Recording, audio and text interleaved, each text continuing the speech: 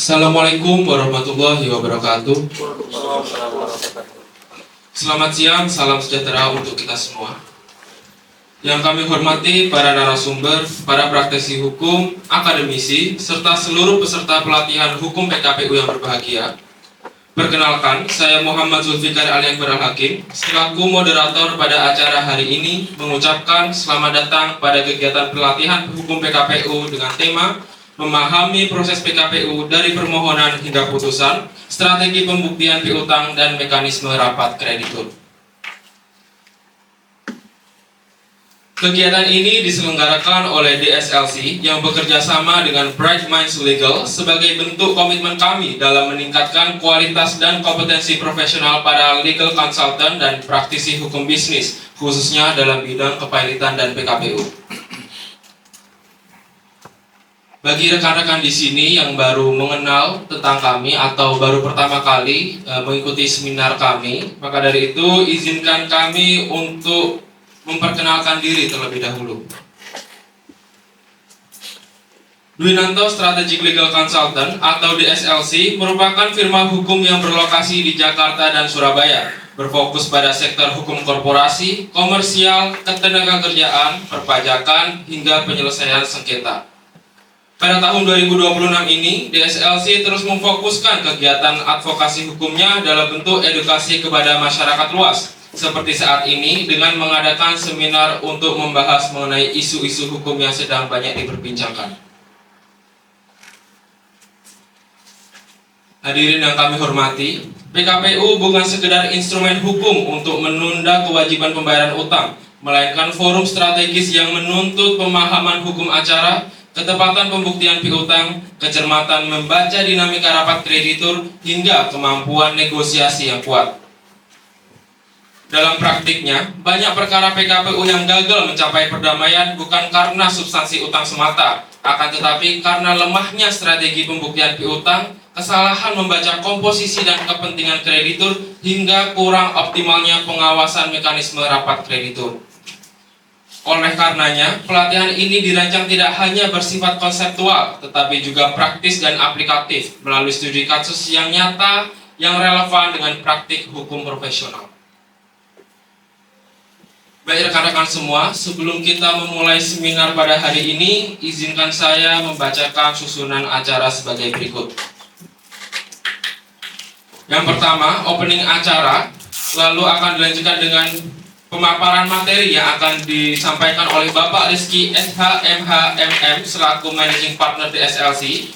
Lalu akan dilanjutkan dengan coffee break dan akan dilanjutkan lagi dengan sesi tanya jawab. Lalu yang terakhir akan ditutup dengan sesi foto bersama. Baik rekan-rekan semua, tanpa berpanjang kata, mari kita memasuki sesi utama pelatihan yang akan dibawakan oleh Bapak Rizky. Waktu dan tempat kami persilakan.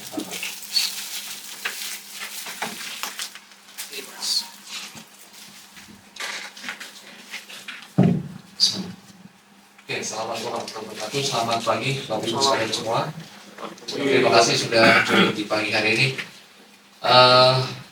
Tadi kita lihat hujan cuaca dan hari ini alhamdulillah masih juga kawan-kawan semua bisa hadir hari ini untuk sharing session yang mungkin kita akan selenggarakan kurang lebih 1 sampai dengan 2 jam seperti itu. Tadi disampaikan kenapa kami memilih pelatihan hukum yang sifatnya praktikal dan juga teori, karena kami melihat Bapak Ibu sekalian saat ini nih orang itu sangat menggandrungi sama yang namanya hukum PKPU dan kepailitan. Sedikit-sedikit mungkin sarjana hukum itu pasti pengennya jadi kurator, jadi pengurus, kurator pengurus. Bahkan nggak sedikit saya ketemu pas di saat baru lulus atau dia masuk training, dia langsung excitement bahwa saya harus menjadi seorang kurator, saya harus menjadi orang pengurus. Pas kita tanya, behind-nya kenapa sih kamu menjadi kurator, menjadi pengurus? Sorry to say, majority dari 70% is about commercial. Saya pengen menjadi, saya pengen mendapat uang yang banyak. Saya pengen A dan B dan C. Tapi lepas daripada itu semua, PKPU dan juga kalau kita bilang menjadi restruksi in court ya, itu instrumen yang kemudian kalau kita melihat secara esensial, ini instrumen yang kemudian buat kami pribadi lah, ini instrumen yang sangat-sangat oke banget nih. Karena dalam konteks PKPU, mohon maaf Bapak Ibu sekalian, ini bukan cuma masalah hukum. Kalian yang misalnya PC saya diposisikan bahwa saya benar-benar interest banget nih di dalam konteks PKPU dan Pak Edi. Kamu nggak bicara tentang masalah undang-undang perdagangan tok, bab ketiga tok, tapi kamu harus bisa bicara tentang bagaimana bisnis model. Kamu harus tahu bagaimana cash flow, financial model. Kamu harus tahu bagaimana forecasting. Keuangan kamu harus paham. Paham tahapan-tahapan itu yang kemudian Bapak Ibu sekalian melihat PKPU dan PAID ini tidak hanya sebatas masalah komersial seperti itu. Nah, hari ini kita akan coba ambil pendekatan di mana kami ingin mengajak kawan-kawan semua melihat PKPU itu sebagai instrumen yang lebih besar daripada hanya sebatas komersial. Kami ingin mengajak dari posisi kawan-kawan mungkin yang sudah practicing di dunia kepada PKPU, bagaimana melihat PKPU ini sebagai instrumen yang ending goalnya itu sesuai dengan apa yang kemudian diciptakan atau yang dibuat oleh si pembuat, si drafter, si pembuat undang-undang tersebut. Seperti itu kawan-kawan semua. Dan pendekatan yang mungkin akan kita sampaikan atau kita coba share terkait dengan pendekatan yang sifatnya praktikal dan juga theoretical. Kalau theoretical Bapak Ibu sekalian mungkin bisa baca semua buku, pasti sama lah referensinya, undang-undang kepalitan, Sultan Remi, Pak Suban, dan seperti itu pasti sama pendekatannya. Dan dari posisi itu saya akan coba melihat semaksimal mungkin kita akan mendekatkan antara teori yang ada dalam buku dan juga praktikalnya seperti apa. Harapannya insya Allah kita akan coba maksimalkan dalam praktik-praktikal dan mostly kawan-kawan kalau misalnya ada hal yang ingin disampaikan, feel free untuk di sharing ke kami dalam kesempatan ini. Nah, legal latihan hukum PKPU, memahami proses PKPU dari permohonan hingga putusan hingga strategi pembuktian dan mekanisme rapat kreditur. Mostly dalam posisi Bapak Ibu sekalian, kurang banyak yang paham tentang PKPU. PKPU buat apaan sih? Kemudian bagaimana cara kita memasukkan dalam satu keputusan atau permohonan yang kemudian ini easy to read oleh majelis hakim. Produk kalian yang Bapak Ibu sekalian akan buat dalam konteks permohonan, konsumsinya adalah buat majelis supaya paham bahwa oh ini komponen-komponen sudah terpenuhi yang kemudian mau tidak mau dia harus putus. Ini cara gimana menyusunnya, produk yang praktikal, tidak kemudian membuat suatu yang sophisticated, looks good tapi not implement. Itu percuma. Jadi bagaimana syarat-syarat minimal sudah terpenuhi, kemudian kita bisa lakukan itu kemudian komposit dalam satu surat yang kemudian di easy to read oleh majelis hakim. Sehingga majelis hakim melihat seluruh unsur-unsur telah terpenuhi, nggak ada alasan mereka untuk menolak. Nanti kita akan coba diskusi bagaimana mensusun satu proposal tersebut. Kemudian adalah strategi pembuktian utang. Kita bicara tentang pembuktian utang ini menjadi esensi yang pertama Bapak Ibu sekalian. Utang sederhana menjadi tidak sederhana. Utang tidak sederhana menjadi sederhana. Dalam praktikalnya itu ada. Kita kesampingkan yang sifatnya praktikal, tapi kita coba susun bagaimana kita menyusun satu pembuktian utang. Yang kemudian secara teoritikal kita punya kewajiban untuk menyampaikan kepada majelis hakim atau kepada siapapun yang kemudian akan menilai, itu tidak ada lagi celah bahwa ini bisa di-challenge. Yang terakhir adalah bagaimana kita melihat mekanisme rapat kreditur. Jangan sampai nanti kita hanya menjadi audiens di dalam rapat kreditur. Kita nggak tahu nih mau ngapain. Ini kalau misalnya dia kesini, saya challenge saya apa nih? Kalau misalnya saya didapatkan dalam situasi di mana saya dirugikan, channelnya apa? Nah harapannya dari semua ini kita akan dapat sedikit pemahaman yang endingnya nanti akan kita aplikasikan dalam praktiknya seperti berbeda. Nah, saya mau berangkat dari executive insight tentang data dan tren PKPU 5 tahun terakhir. Saya tarik dari beberapa pengadilan. Kita tahu ada 5 pengadilan niaga 2020 sampai 2025. Dan executive insight-nya adalah dominasi sektor dari termohon PKPU adalah sektor manufacturing, properti, trading, dan energi. Ini adalah dominasi. Kalau kita melihat secara data, kan kadang-kadang kalau orang hukum itu sukanya pakai buku ya. Nah kalau orang bisnis itu sukanya pakai data. Nah kalau Bapak Ibu sekalian nanti diposisikan misalnya Bapak Ibu sekalian adalah in-house atau legal counsel. Bapak Ibu sekalian bawa nih, ternyata gua di manufacturing nih. Nah kemudian Bapak Ibu sekalian bawa nih, Pak, by data, ini kita termasuk yang dominasi sektor yang dimohonkan loh Pak. Yang kita harus perlu. Ini juga termasuk kalau misalnya Bapak Ibu sekalian adalah business owner, pastikan Bapak Ibu dan sekalian adalah business owner, masuk dalam kategori manufacturing, property, trading, dan juga energi. Ini has to be watched. Karena kita masuk dalam scope yang kemudian ini mostly didominasi sektor yang diajukan permohonan PKPU.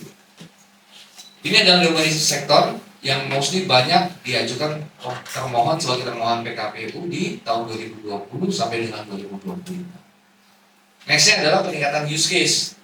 Kita harus paham bahwa kreditur sebenarnya ingin aset recovery cepat. 70-80% dari permohonan yang kita ambil itu diajukan oleh kreditur.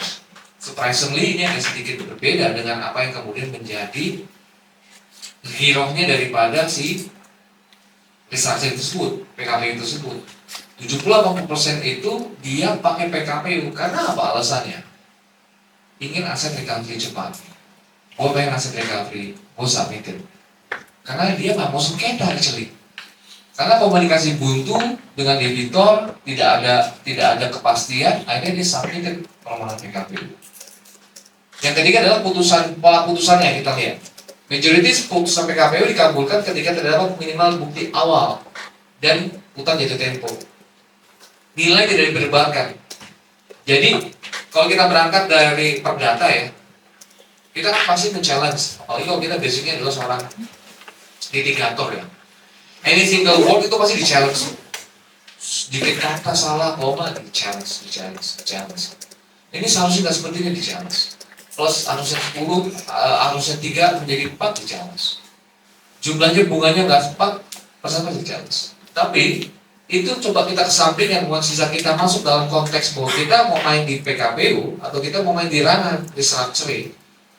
Lu cuma butuh membuktikan bagaimana hutang tersebut ada, hutang tersebut telah jatuh tempo seperti apa caranya kita melihat atau by undang-undang atau by summons.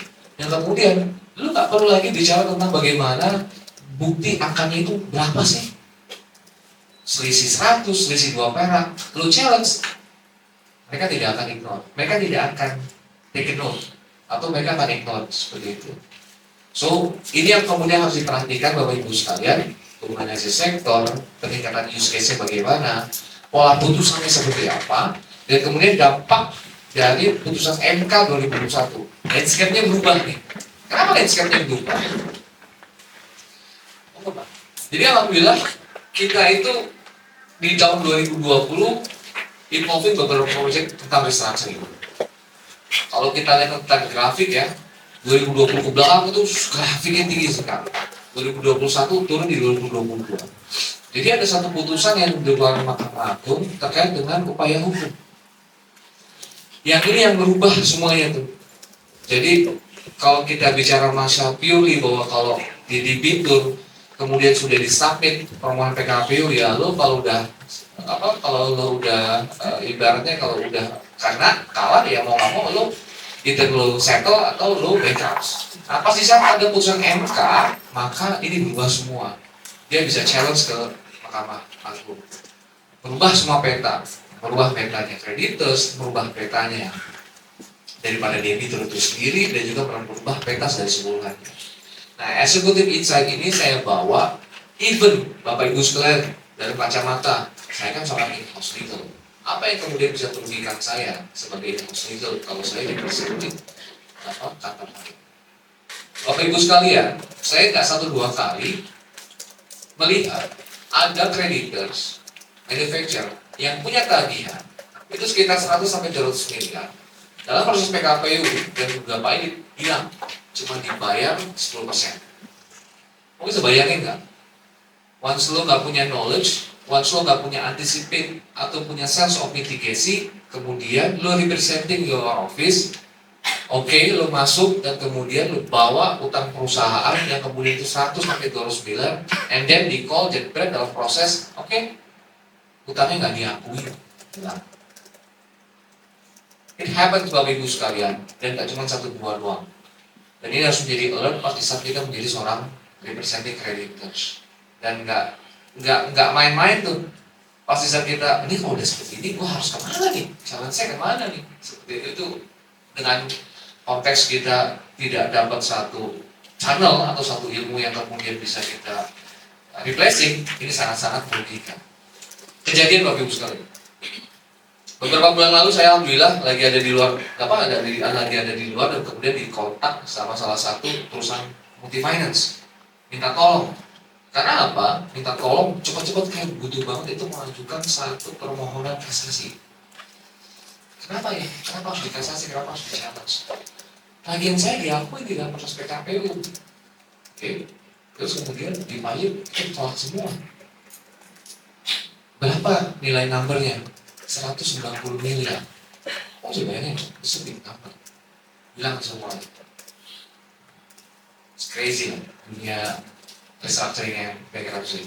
Jadi harapannya dari eksekutif insight ini kawan-kawan punya satu sense of mitigasi, sense of apa ya? Sense of bisa mengantisipasi apa yang harus kita lakukan langkah-langkah terdepan seperti apa. Seperti itu. Nah, berangkat dari sini, saya mau bicara tentang data jumlah perkara PKPU. Saya mau tarik, karena kita bicara data, bicara fakta, jangan cerita-cerita, tapi based on real data atau dalam fakta. Next slide. Ini data yang mungkin Bapak Ibu sekarang harus pahami nih. Kami tadi dari PN Pusat, PN Medan, PN Surabaya, PN Makassar, dan PN Semarang. 5 pengadilan niaga yang ada di Indonesia yang menjadi authorized untuk menyelenggarakan atau memproses satu proses kepailitan dan PKPU. Kita fokus pada PKPU ya Bapak Ibu sekalian. Di 2020, 439 di Jakarta, semuanya hampir didominasi sama di Jakarta dan Surabaya. Sedikit di Medan. Di 506 di tahun 2021, ini 2021, turun di 2023, 2002, 3, 4, dan 5. Tapi mostly grafiknya, ini pasti di atas 300, di atas 400. Submitted permohonan per tahun. Belum lagi dicampur dengan bankruptcy. Kalau di-comparing sama perdata, ini kita lagi susun datanya, kita tarik ya. Kita lagi coba tarik datanya.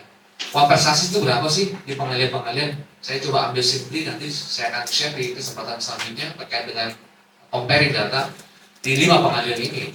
Ini naik banget Bapak Ibu sekalian. Jadi ada kecenderungan orang saat ini adalah mengajukan, kreditur mengajukan permohonan pengalihan dan PKPU untuk aset recovery-nya dia. Nah ini harus diantisipasi nih, pas di saat kita sebagai representing seorang editor atau in-house dari seorang perusahaan.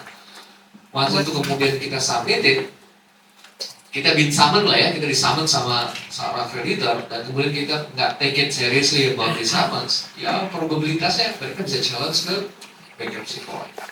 Ini data Bapak Ibu sekalian, kita melihat ini suatu hal yang real, dan kemudian kita harus antisipasi seperti apa. Next, Pak.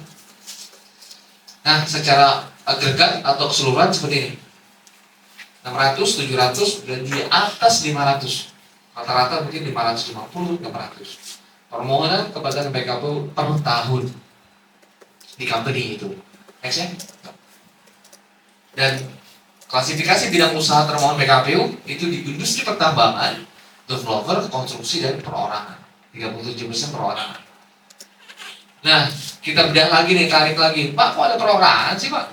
Mas, ada perorangan? Kenapa tuh Mas? Kok kemudian disubmitted perorangan? Ya mostly dia ini mungkin adalah seorang si personal guarantor. Mostly dia ini adalah memang orang yang kemudian meminjam langsung kepada bank untuk keperluan daripada bisnisnya dia. Jadi 37% cukup lumayan besar tuh. Untuk termohonnya adalah perorangan individu. Atau bisa juga, karena kalau kita lihat ada landmark case, kalau Bapak Ibu sekarang tahu adalah Pak Joko Chandra. Joko Chandra is a big name di bisnis yang di zaman-zamannya itu dia submitted bankruptcy karena apa? Dia mau kalau quote and quote file chapter 11 lah ya, file chapter 5 di US Securities Code supaya apa? Gue nggak dikejar-kejar, aset gue yang ada udah gue bagi deh, selesai. Nah ini salah satu yang kemudian dijadikan metode juga untuk beberapa para pemlo ya, karena dia melihat bahwa gue distress banget nih, aset gue nggak cukup untuk membayar utang-utang gue, jadi gue filing bankrupt saja. Dengan filing bankrupt, dia bisa langsung dia bisa langsung dismiss aset, dibagikan asetnya di investasi.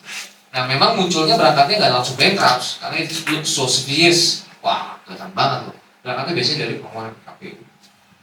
Ini adalah data yang kemudian Bapak Ibu sekarang harus paham bahwa we are in the situational. Sekarang ini lo harus melek PKPU itu bagaimana caranya untuk menggunakannya. Tools ini bagus, bagaimana memperlihatkannya, bagaimana kita menggunakannya. Jangan sampai nanti kita hanya sebagai sebagai orang yang ikut aja gitu. Ada apa kayak itu, oh gue ikut deh. Wah seru juga ya, oh keren ya, oh begini loh, oh si ini ngomong ini sini. Tapi kita nggak tahu nih esensinya kita mau seperti apa yang mau kita address, argumen apa yang mau kita bawa, kebutuhan apa yang akan kita, pesan apa yang mau kita sampaikan kepada proses ini, seperti itu. Seperti itu. Nah, saya mau masuk ke technical tentang tahapan dan mekanisme PKPU.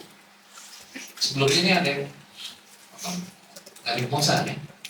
Tadi ada kopi supaya kita nggak terlalu ini, boleh aja mungkin bisa mengambil kopi atau snack nanti dibawa ke sini supaya tidak menawan, karena saya ngeliat muka-mukanya tegang semua ini. Saya kayak mau dimakan gitu.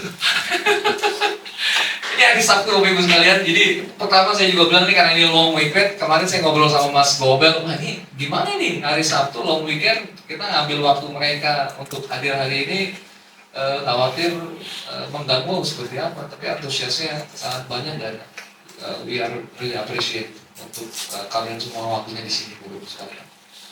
Nah masuk ya, jadi monggo kalau misalnya mau ngambil snack feel free, dan juga kalau misalnya nanti dalam proses mau ditanyakan langsung, monggo silakan aja, seperti itu. Nah saya masuk ke dalam tahapan dan mekanisme PKPU.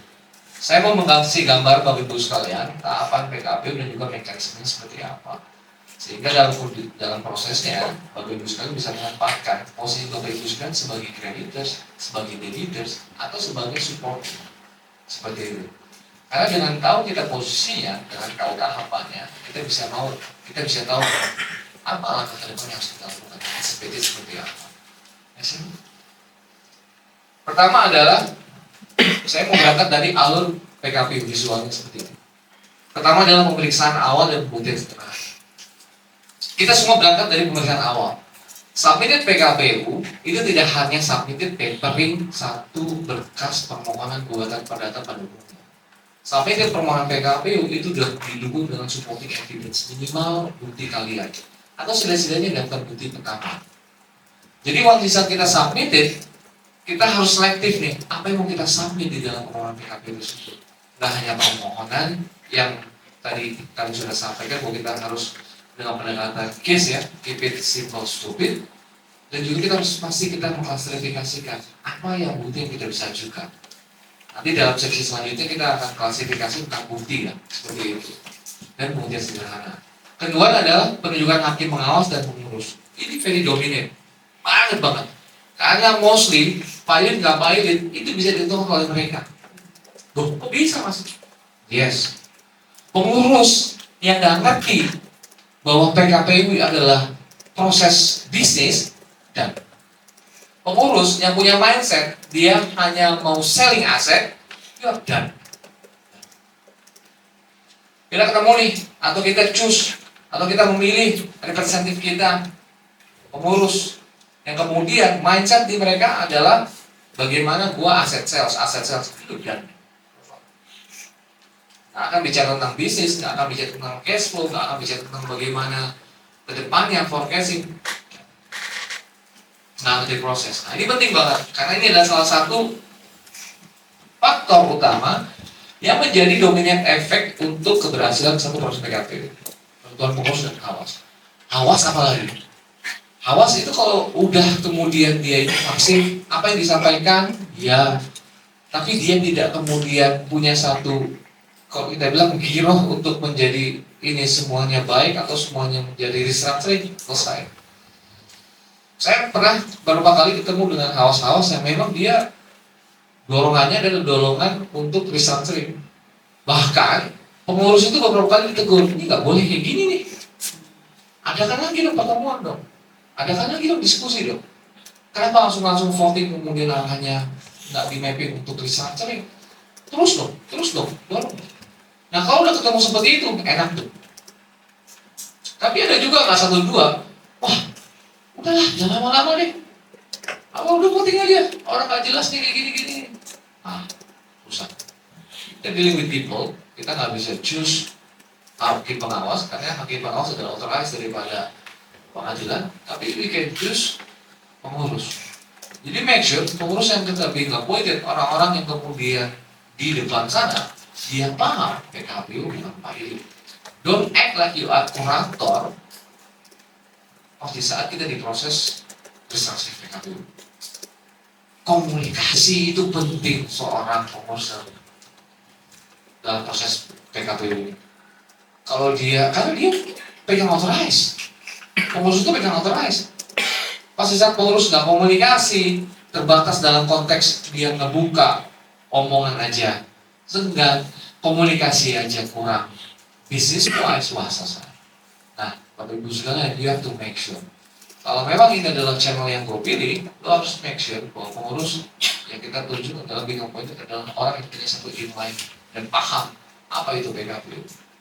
Yang ketiga adalah verifikasi piutang. Utang kita verifikasi. Bagaimana ini utang yang kemudian bisa dijadikan alasan A, B, C, dan D. Ini verifikasi utang adalah satu proses yang menjadi highlight juga utama. Yang kedua adalah voting, yang keempat adalah voting dan cara perdamaian. Voting ini make majority decisions. Karena bagaimana kita nggak hanya voting, hanya se-voting. Karena kan gini Bapak Ibu sekalian. Saya selalu sharing ke kawan-kawan semua bahwa kenapa sih lo jadi lawyer? Kenapa lo nggak jadi in-house aja sih? Apa bedanya in-house sama lawyer? Sama-sama sarjana hukum. Gua SH. Tapi gua choose untuk menjadi lawyer. Gua choose menjadi in-house counsel. Meskipun gua melihat juga in-house counsel itu udah pemikirannya itu banyak yang kayak lawyer. Tapi perlu dipahami Bapak Ibu sekalian, once lo in-house counsel atau lo external counsel atau konteks itu legal consultant, ini terkait sama mindset. Kalau mindset lo hanya menjiplak regulasi, menyampaikan apa isi regulasi, ya lo sebatas in-house. Tapi kalau kemudian lo bisa mengantisipasi, Pak ini regulasi seperti ini trennya seperti ini anticipate-nya seperti ini Pak. Itu lo udah bergerak tuh dari yang tadinya in-house menjadi seorang legal consult. Karena kita consulting adalah memitigasi, Pak you doing this, karena lo jangan sampai kalau lo nggak ngapain ini kejadiannya seperti ini. Nah itu yang membedakan.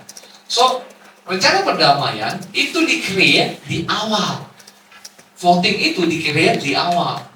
Voting itu bukan hanya ya udah proses voting, ya udah gue datang voting deh.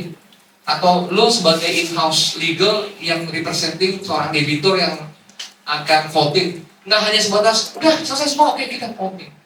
Lalu bagaimana mau mapping, mau make sure apa yang kemudian intangible itu menjadi tangible.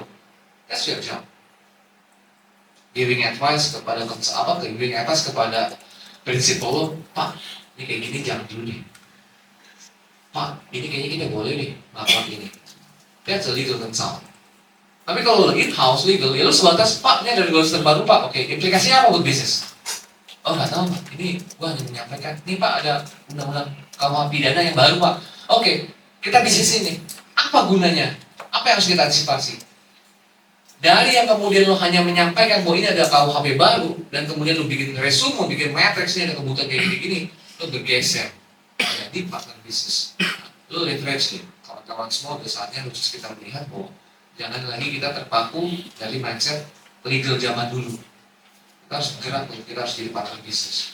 Nah harus antisipasi. Sama dalam proses voting dan rencana perdamaian.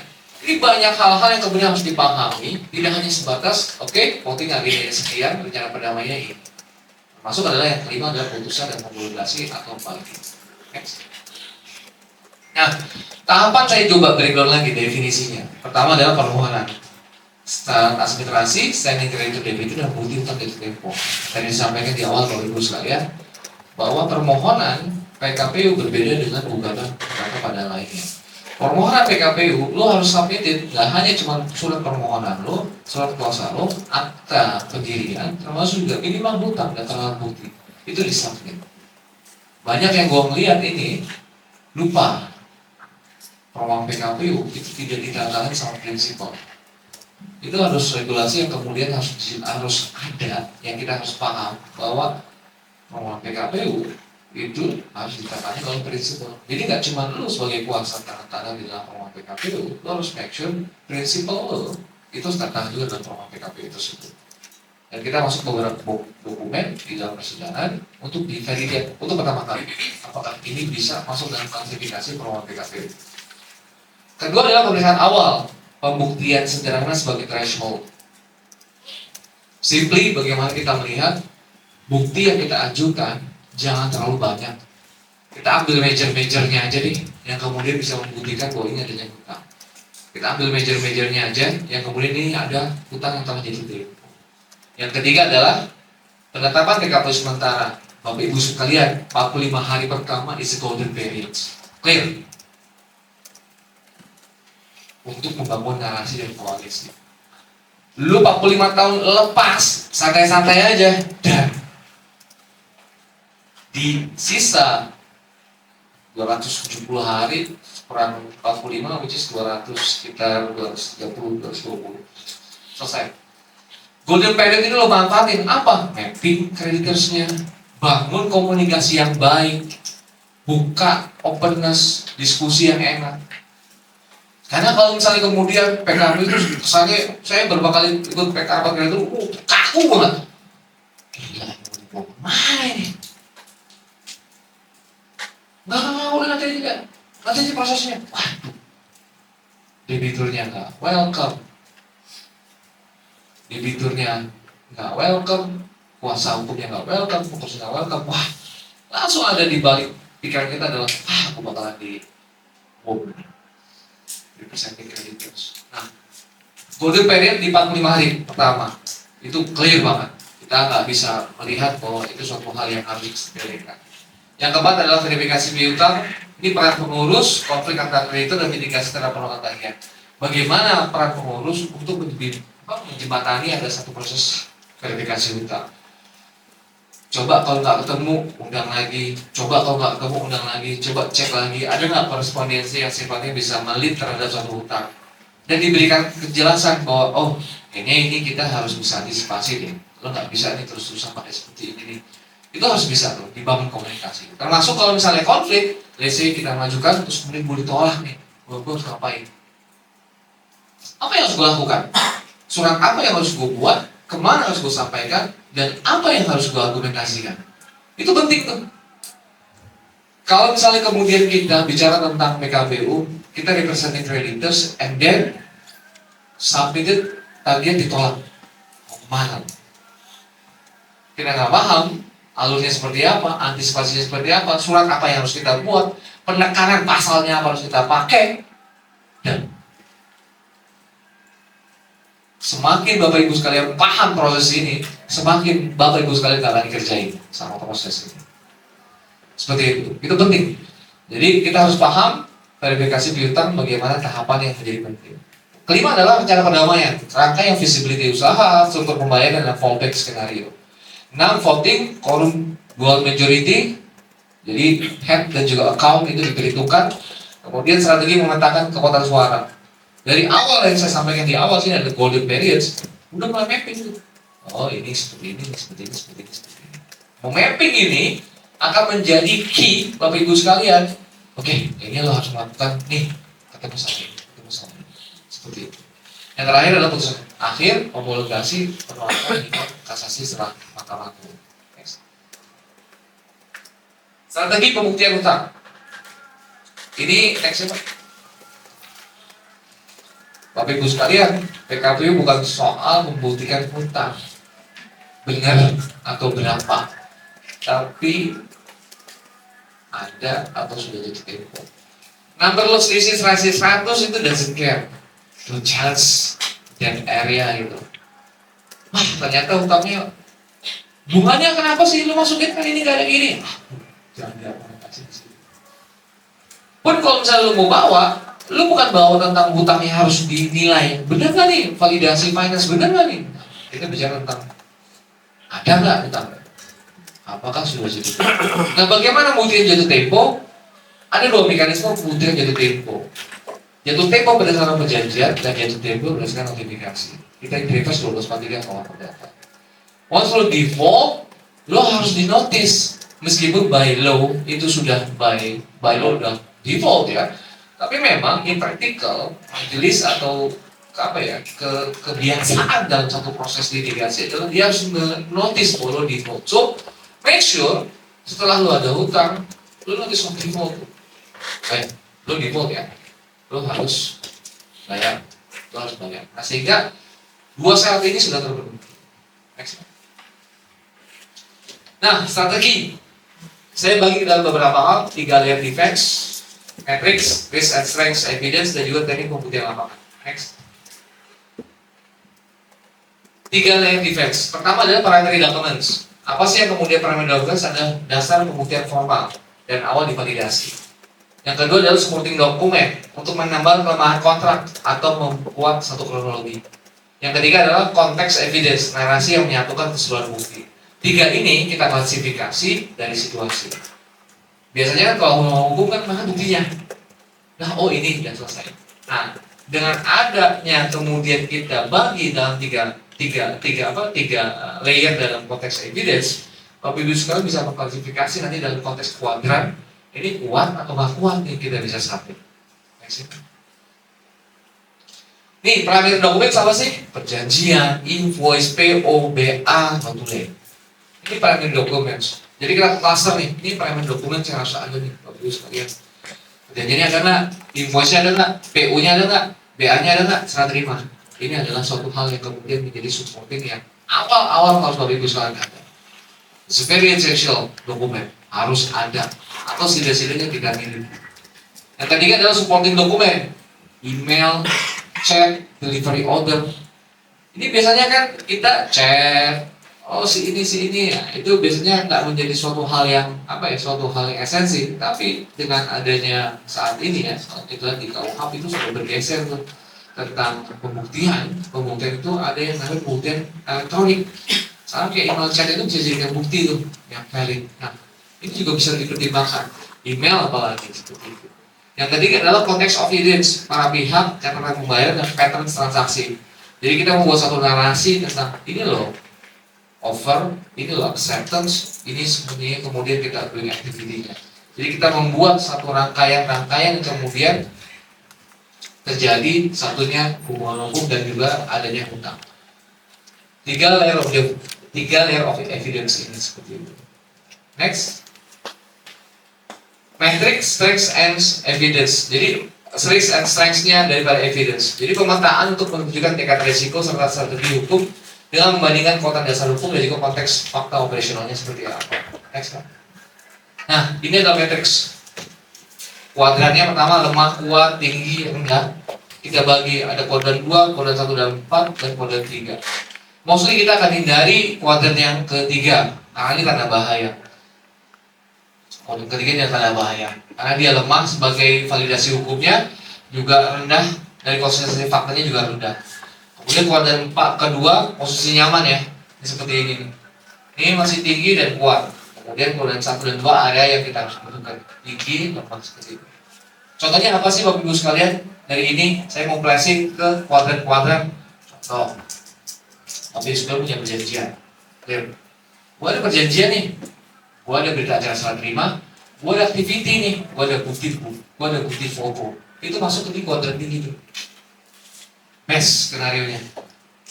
Dia tinggi dan kuat. Buat perjanjiannya clear, semuanya clear.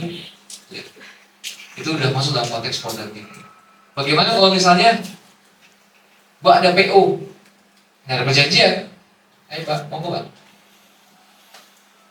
Saya ada PO atau ada request by email, mau doing activity. Nah, itu masuk ke kuadran yang risikonya rendah, kayak gitu. dan 4, 2 dan 4. Ini rendah. Kita masuk seperti itu. Nah, ada juga kemudian kita hanya verbal. Lo ngelakuin ini dong. Gue udah ngelakuin ini nih. Udah melakukan mobilisasi, udah melakukan aktivitas. And then, lo gak ada supporting dokumen, gak ada bukti. Jadi masuk di sini nih. Risiko tinggi. Ada nggak kejadian Bapak Ibu sekalian, seorang kontraktor melakukan aktivitas based on verbal? Banyak. Gue udah keluar ratusan juta, cari barang seperti ini, and then kontraknya nggak muncul. Itu nggak ada perjanjian untuk gue melakukannya, tapi gue doing solely. Nah, ini masuk dalam konteks kuadran yang sifatnya seperti ini. Nah, dari kuadran ini kita placing harapannya apa? Bapak bisa tahu mapping. Kayaknya kita go. Kita 50-50 atau kita no go seperti itu. Next. Teknik pembuktian lapangan. Nah, pertama adalah buat story line bukti. Kronologi singkat, kepastian utang dan posisi jatuh tempo. Make it simple, stupid. Jadi jangan terlalu banyak hal-hal yang mungkin tidak harus disampaikan. Make it simple, make it density, make it benar-benar yang dalam banget. Kemudian hindari jebakan perdebatan jumlah, fokus pada eksistensi utang aja. Jadi kita kesampingan dulu nih, bunga udahlah, daripada nanti di challenge, udahlah samping dulu ya, penting pokok dulu deh. Seperti itu, simplinya seperti itu. Kemudian gunakan bukti operasional sebagai pinning evidence. Jadi operasional kayak misalnya kayak kontrak-kontrak lemah kita nggak ada ya operasional. Nih Pak, kita ada activity loh Pak, ini loh kita melakukan aktivitas, ini adalah BA-nya loh, ini semuanya seperti apa aja loh. Supaya apa? Membuktikan bahwa kita ada aktivitas atau ada proses yang kita lakukan. Seperti itu. Kemudian adalah dilungi bukti. Sorry, ini dulu saya.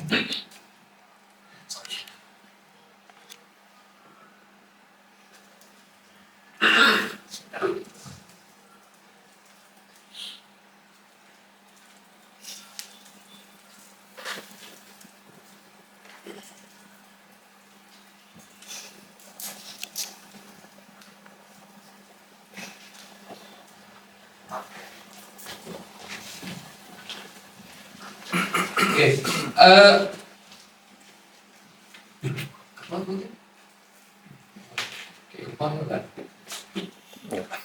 gunakan bukti operasional sebagai pinning evidence. Ini kan tegak semua ini.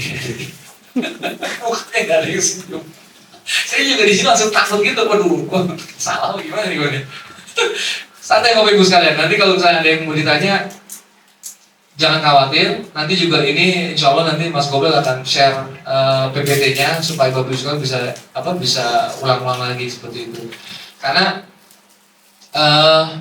saya percaya apa yang saya sampaikan hari ini mostly probabilitas cuma 20-30% yang akan diterima. Bisa sampai dengan 10% atau sampai dengan 100% adalah bagaimana Bapak Ibu sekalian mati titik. Oh baca lagi. Dan habis baca timbul questioning, Bapak challenge, Bapak tanya, akhirnya Bapak get it gitu. Jadi ini masih nanti insya Allah kami akan share, Bapak Ibu sekalian bisa melihat lagi seperti apa yang kemudian bisa sinkron seperti itu. Nah, yang terakhir adalah dilindungi bukti dari potensi bantahan rekayasa, metadata, timestamp, dan juga bukti auditor. Nah, ini adalah tingkat teknik pembuktian di lapangan seperti apa. Next. Mekanisme rapat kreditur dan rencana perdamaian. Next. Pemetaan kreditur stakeholder map. Nah, ini penting nih. Bagaimana kita memeta kreditur A, B, dan C. Mapping ini esensial banget Bapak Ibu sekalian. Lo nggak bisa mapping, lo bisa nggak tahu, selesai. Mapping nggak bisa dilakukan sendiri. Lo harus discuss dengan prinsipal. Clear? Lo mapping kreditur A, anchor voter, nilai besar dan perlu engagement intensif. Wah, ini harus building komunikasi. Gue tahu nih kalau dia vote no, dan selesai. Good proposal kayak apa juga kalau dia vote no, dan ini kita cluster ini. Oh, ini loh. Krediturnya yang bagus. A. Yang kedua adalah yang B adalah SME supplier biasanya netral dan mudah dibutuh polisi. Jadi SME itu yang kecil-kecil atau BUMN itu biasanya netral tuh. Gue nggak punya pretensi bankrupt lah. Gue cuman gue do the process deh seperti itu. Simplinya seperti itu. Gue ikut aja dah. Gue nggak mau juga kemudian menjadi harmful dalam proses ini. Nah itu mudah kita kasih satu komunikasi yang baik ke mereka. Yang C adalah kreditur bermasalah. Nah ini memang dari awal memang dia udah against. Dia udah against, dia udah challenge, dia udah objection setiap hal yang kita sampaikan. Udah lo mapping. Nah dari proses ini, lo harus make sure di mana lo menempatkan komunikasi kepada kreditur. Lo capek di C, karena apa? Mereka sudah pasti akan antipati. So, ya lo harus make sure lo berkomunikasi ke siapa? Ke A kan, ke B kan, seperti itu. Nah, ini dengan mapping, jadi apa? Fokus kalian, drivernya adalah clear. Membaginya adalah clear komunikasi. Next. Strategi membangun koalisi. Pertama adalah pengurus sebagai sentral intelligence bangun relasi bukan sekedar aspirasi. Ini clear. Tadi disampaikan di awal. Once lo ketemu sama pengurus yang kemudian dia kurang cakap dalam doing the proses atau berkomunikasi, atau even dia nggak paham apa itu bisnis, you're done, totally done. Jangankan ngomong bisnis deh, komunikasi aja itu susah. Telepon itu nggak diangkat, di SMS itu nggak dibalas, wah selesai. Selesai. Ada nggak? Banyak. Terus aku itu bang. Karena mindsetnya dia itu adalah bagaimana ini bankrupt, and then gua aset sales. Nah, peran pengurus ini penting nih. Karena apa? Debitur yang sudah dalam PKPU, komunikasi informasi yang sampai itu pasti akan disortir sama kreditor. Belum shit lah. Tapi bagaimana bisa pengurus itu menjembataninya? Ini apa loh? Ini seperti apa loh? Dibantu pengurus kayak gitu sama pengurus. Jadi pengurus dari very central intelligence sangat penting untuk keberlangsungan dari satu proses ekonomi. Debitur harus tampil visible dan credible. Laporan keuangan lengkap, proyeksi dua skenario, optimistik dan konservatif. Jadi optimistik itu dalam artian ya optimis menyampaikan dan konservatif. Bagaimana mengemasnya? Ini konservatif nih, ya nggak mungkin lah kita terlalu progresif juga. Buat bisnisnya lagi seperti ini, udah nggak bagus dalam konteks bisnis, gua kasih optimistik yang progresif, gua bisa selesaikan dalam 2 tahun, 3 tahun, itu possible lah. Debitur juga kita harus juga edukasi bahwa lo harus realistis lah, konservatif, oke, optimistik dan terbuka. Karena dengan terbuka, karena gini Bapak Ibu sekalian, nggak cuma sekali 2 kali saya menemukan debitur itu diajak komunikasi aja udah nggak bisa.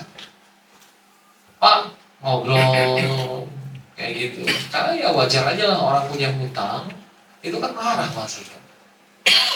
Jadi kok pada saat diomelin sama kreditur ya sudah terima aja dulu kayak gitu, ajak komunikasi, ajak diskusi supaya dia paham bahwa kebutuhannya ini buat kebersamaannya, buat everlasting, seperti itu, buat jangka panjang. Yang ketiga adalah jaga integritas data untuk menghindari represi dan kreditur optimis, oposisi. Jadi juga data tak semuanya didiskus. Kenapa data nggak didiskus? Karena saya nggak cuma sekali 2 kali menemukan satu proses di mana si kreditur insist banget untuk meminta data laporan keuangan. Saya minta laporan keuangan. Apa sih laporan keuangan? Apa yang dilakukan? Laporan keuangan dijadikan bacaan, dia mengajukan laporan polisi. Nanti juga harus klarifikasi di hari-hari. Jadi harus mapping juga. Bukannya buat apa laporan keuangan? Dalam rangka apa minta laporan keuangan? Apa yang mau dicari di laporan keuangan? Karena kan dia sifatnya juga tidak open, bukan rahasia atau bukan suatu hal yang harus di-open.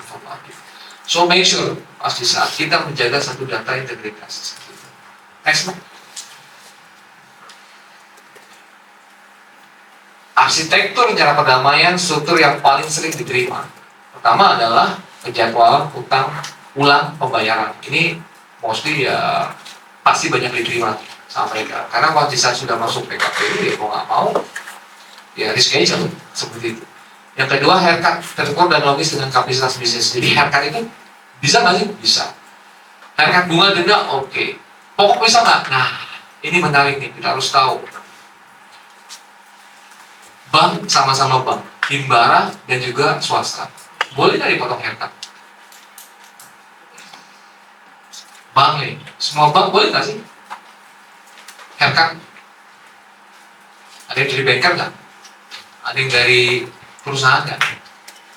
Menurut Mas dan Mbak, kreditor, bank, itu boleh nggak sih menghairkat pokok? Kita perlu berempat ini Bapak Ibu sekalian untuk bisa kita tetapkan di perjanjian perdamaian. Karena kalau kita nggak paham tipologi daripada kemampuan si rawan, si prinsipal kreditor, kita nggak bisa. Kita pukul rata semuanya tanpa membedakan clustering, itu nggak bisa tuh. Himbara itu nggak bisa disamakan dengan bank umum. Himbara itu benar-benar tight banget. Dia nggak bisa A, nggak bisa B. Bahkan ada beberapa tahapan proses himbara itu hanya certain period yang bisa dilakukan di akun muka. Jadi nanti pas bisa kita melihat, oh kok ini ada bank yang sampai 30 tahun? Iya, kalau itu bank swasta ini oke aja. Tapi kalau di saat kita masuk himbara, lu buat di atas 7 tahun, di atas 10 tahun, pasti itu butuh suatu hal komite yang luar biasa untuk memutuskannya. Nah ini harus paham nih, bagaimana tipologi dari BUMN, tipologi daripada perusahaan-perusahaan lainnya. Kemudian, jaminan tambahan, optional, ini juga menjadi TCR. Oke, gua akan rusak seperti ini, dengan haircut seperti ini. Buat men-secure, gua kasih jaminan tambahan. Ini juga bisa menjadi apa ya, daya tarik dimana menjadi kreditor, oke ya, it's look good lah ya. Lebih secure lah, seperti itu. Nah, kemudian, mekanisme fallback jika revenue tidak sesuai target. Jadi ada first draft, second draft. Kalau misalnya target operasi tidak terpenuhi, berarti second draftnya seperti ini. Itu jadi banyak banget yang kemudian strukturnya. Nah sehingga dengan banyak layer-layernya ini, kreditor tuh merasa nyaman nih. Oke deh, gue kasih 5 tahun, 10 tahun, 20 tahun, jadi nyaman. Kalau misalnya default, gimana mekanismenya? Oh seperti ini. Jadi kita membuat satu mekanisme fallback jika revenue tidak sesuai target. Yang kedua adalah klausul monitoring dan review. Ini penting. Kita buka bahwa ini tidak solely hanya keputusan saya. Ini adalah suatu hal yang bisa kamu buka, kalian bisa lihat, dan ini bisa juga dimonitoring sama kalian. Monitoring bisa jadi luar maupun dari internal, atau bisa jadi pengurus yang kemudian dikonvert menjadi manajemen tim monitoring. Itu possibility itu bisa dimungkinkan dalam prosesnya. Next ya Pak. Voting dinamik dan technical. Legal threshold 50 headcount dan 67% by value. Jadi headcount itu 51 plus actually 66. Kita running up jadi 67% dari total tagihan yang ada. Ini harus quorum terpenuhi. Sehingga dari legal threshold ini, Bapak Ibu sekalian masukin ke mapping creditor study. Udah masuk belum nih? Dari 66%. Kepalanya masuk Pak, tapi utangnya cuman di bawah 67%, kocok ulang lagi. Angkanya masuk Pak, tapi di bawah 51%, kocok ulang lagi. Pecah lagi seperti apa. Nah, mapping ini di 45 hari pertama. Golden credits-nya seperti itu. Pola kekalahan umum adalah kegagalan kreditor konkuren karena tidak membangun relasi bisnis. Biasanya kita fokus, nih rata-rata fokus kreditor terhadap big majornya itu. Bank-bank, terus kemudian pemegang jaminan fidusia, financial, terus kemudian juga pemegang obligasi, dia fokus tuh. Tapi dia lupa tuh, ada supplier yang tidak harus dia maintain, kemudian ada mungkin mantan karyawan yang dia maintain. Nah, tetap bayar gimana juga, mapping ini harus dilakukan, tapi tanpa mengesampingkan apa yang kemudian yang tadi sampaikan, ikut threshold-nya. Kemudian, teknik micro targeting, presentasi one-on-one pada kreditor besar. Nah ini penting nih. Saya punya kesempatan kita melakukan hearing sama kreditor besar itu seminggu bisa 2 kali.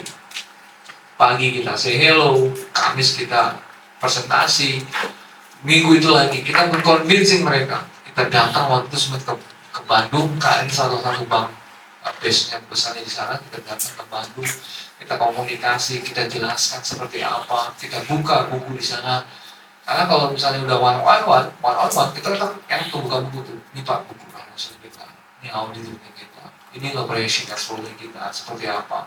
Itu kita lakukan tuh, waktu lakukan itu di sempat juga kita lakukan di Bali, di Bandung, kita lakukan. Jadi one on one itu juga harus dilakukan untuk kreditor kita besar. Nah, studi kasus real field case next. Ini penting nih. Semuanya kayaknya penting dari tadi. Restrukturisasi perusahaan manufacturer 68 kreditur. Ini real case dan kebetulan alhamdulillah saya diberikan kesempatan untuk menjadi tim up di sana. 68 memang ya small number Pak dibandingkan dengan misalnya Indosuria Pak. Indosuria itu bisa sampai berapa ya? Terakhir itu semua masalah 3.000 nasabah. 3.000 kan 5.000 nasabah untuk Indosuria. Oh sebaiknya 3.000 nasabah itu harus mengajukan vote satu-satu. Wah, jam selesai jam 11-12 malam. Tapi ini nggak kalah menarik karena apa? Ada posisi-posisi yang harus paham Bapak Ibu sekalian di mana kondisi awal perusahaan itu terancam pahit karena kita besar posisi tagihannya bervariasi. Mereka benar-benar Bapak Ibu sekalian nggak mau komunikasi. Debitur itu bahkan bertemu dengan kami ya itu nggak mau tuh. Kita sebagai pengurus waktu itu nggak mau komunikasinya pokoknya mau aja. Nggak ngebangun tuh satu relasi diskusi. Sampai sudah pojok akhirnya baru tuh kita masuk, kita diskusi, kita mapping bareng-bareng. Baru tuh kebangun satu koalisi. Karena dengan koalisi yang bagus antara pengurus dan juga debitur, itu persentase untuk menjadi homologasi itu lebih besar. Kita lakukan komunikasi. Karena apa? Banyak kontrak-kontrak yang nggak lengkap, vendor bermasalah, teriakan kiri. Apa yang kita lakukan? Jadi pertama adalah kita buat satu bangun koalisi. Kita fokusnya terhadap koalisi. Karena udah pasti kreditur A yang besar-besar itu pasti sulit untuk diajak komunikasi. Mereka sudah merasa dikecewakan. Kita main fokus di kreditur C, B dan C. Kita masuk di sana, kita komunikasi. Nah, yang kita dorong, khususnya untuk kreditur-kreditur yang tidak punya jaminan ya, yang kita dorong adalah bangun narasi di dalam satu proses nanti kreditur bahwa ini jangan sampai pilot. Nah ini mau nggak mau Bapak Ibu sekalian, quote and quote ya, kita ambil semacam kayak kubu-kubu. Jadi kubunya yang tadi mau pilot, kreditur besar, banking yang mungkin 1-2 kreditur tapi bisa 70-80% ekonomi, itu kita ajak diskusi dari orang-orang yang kemudian mid to down, kecil-kecil tuh. Yuk, ini kalau pilot itu pada apa nih? Kita bangun komunikasi, kita buat sebelum itu, akhirnya masih bisa pakai kreditur. Si kreditur ini itu menjadi agennya kita tuh. Dia ngomong ke kreditur separatis, jangan pilot dong, jangan hold no dong, seperti itu. Ini yang kita lakukan. Nah mapping ini kalau nggak terjadi ke openness dari debitur akan sulit terjadi. Banyak terjadi hal seperti itu. Komunikasi satu-satu yang tadi saya sampaikan. Nah ini yang kemudian yang real case-nya kita lakukan. Mapping ini kita harus tahu Bapak Ibu sekalian, di mana kita harus berkomunikasi. Gak bisa nih sama prinsipal, kita harus sama kuasa hukum. Yuk kita ngomong sama kuasa hukumnya. Ini kalau begini, kalau dia seperti ini, posisinya seperti ini. Bridging dulu ke prinsipal. Oke, dia oke, baru kita masuk ke prinsipal. Kita bridging, kita persuasi. Dia building confidence, oke, dia nyaman, dia nanti akan menjadi agent kita nih. Sampaikan nih, kalau enggak ini kemudian ini. Nah, ini yang terjadi Bapak Ibu dalam konteks praktikalnya. Dalam praktek, kita harus paham hal kayak gini, nggak bisa dihindari. Next Pak. Nah, pembekalan mindset ini mungkin yang terakhir slide presentasinya ya, kalau dulu sekali ya. Pembekalan mindset atau practical wisdom. Alhamdulillah ya saya diberi kesempatan lebih dari 15 tahun, 20 tahun di insolvency restructuring. Yang alhamdulillah juga saya ketemu beberapa tipe daripada creditors. Ini modelnya seperti ini, tipe daripada hakim pengawas, tipe daripada prosesnya seperti apa, tipe dari debitur, krediturnya kayak modelnya kayak apa, kuasa hukumnya juga saya modelnya tipenya kayak kami juga alhamdulillah diberikan kesempatan untuk ketemu dengan mereka seperti apa, dan harapannya saya bisa share ke Bapak Ibu sekalian bahwa apa yang harus kita lakukan kalau kita mendalami atau mendapati situasi tersebut. Pertama adalah PKPU adalah proses manajemen kepercayaan, bukan adu retorika hukum. You sadar hukum, sampingkan dulu pasal-pasal. Kalau masuk PKPU, lu ngomong masalah bisnis. Dapat nyamannya orang itu bisa percaya sama kamu. Confidence apa enggak? Diskusinya itu bukan masalah diskusi. Ini pasal ini kamu salah nih, pasal ini harus.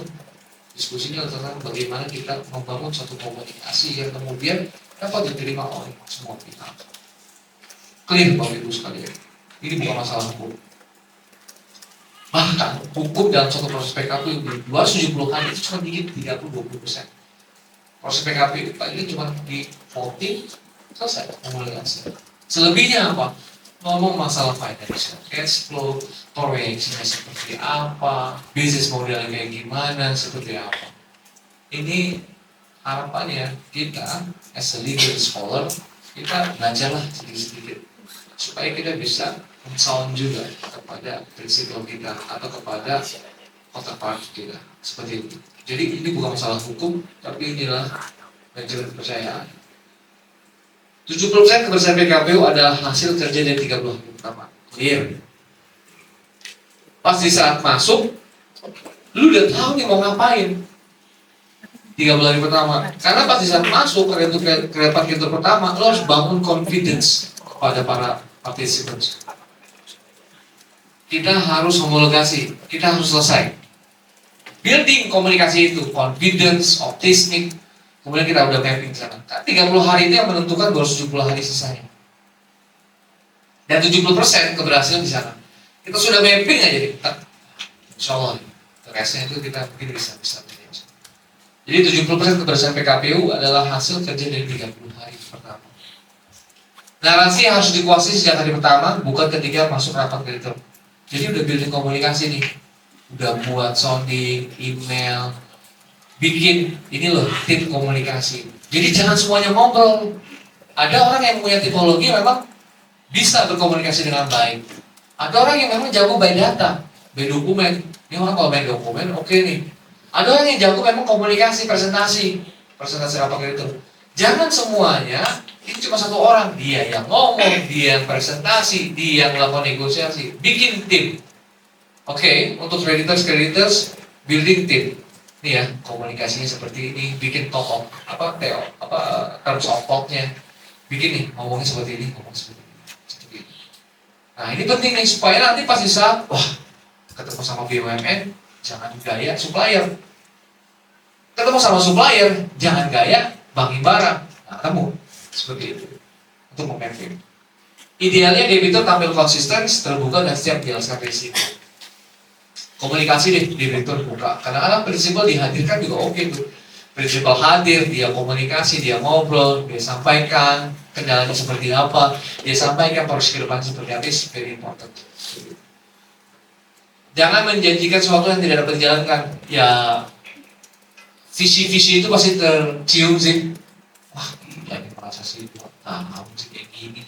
Pasti cek ke proyeksi cash flow, seperti ini. Bisnisnya baru ada lagi nggak? Ada. Visi-visi itu masih dikawin, apalagi saat ini udah makin banyak orang finance masuk ke restructuring ya. Jadi once kita proposing something, pastikan kita sudah bisa menjustifikasi atau bisa menjustifikasikan apa yang kita sampaikan. Terakhir adalah bicara fundamental harus mumpuni, konservatif, dan lebih dipercaya daripada optimis kosong. Jadi ya daripada kita masukkan suatu hal yang kemudian wah ini oke, proyeksi yang luar biasa, multiple seperti apa. Nah kita lihat yang lebih realistis. Kalau memang harus 15 tahun, disampaikan 15 tahun. Kalau memang harus 20 tahun, disampaikan 20 tahun. Jangan kemudian yang 15 tahun, secara visibility kita buat jadi 5 tahun atau 3 tahun. Agar apa? Agar kita bisa dapat suaranya. Jadi lebih baik kita dorong suatu hal yang realistis dibandingkan kita sampaikan suatu hal yang omong kosong. Itu. Nextnya. So feel free, Bapak Ibu sekalian ada yang mau ditanya, saya berikan ke moderator ya. Seperti apa? Atau mau silakan Mas. Oke teman-teman, rekan-rekan maksud saya apabila ada yang ingin ditanyakan, feel free untuk ask Bapak. Akan tetapi sebenarnya kita ada sesi tanya jawab yang akan dilaksanakan setelah coffee break. Maka dari itu saya mempersilahkan rekan-rekan untuk menikmati hidangan yang telah kami sediakan dalam sesi coffee break ini akan berlangsung selama 5 hingga 10 menit dan akan kami kabari kembali ketika coffee break telah usai. Terima kasih. Monggo silakan diatur aja, mau coffee break dulu atau mau langsung? Coffee break sambil Ini mostly rata-rata dari industri atau dari legal practitioner.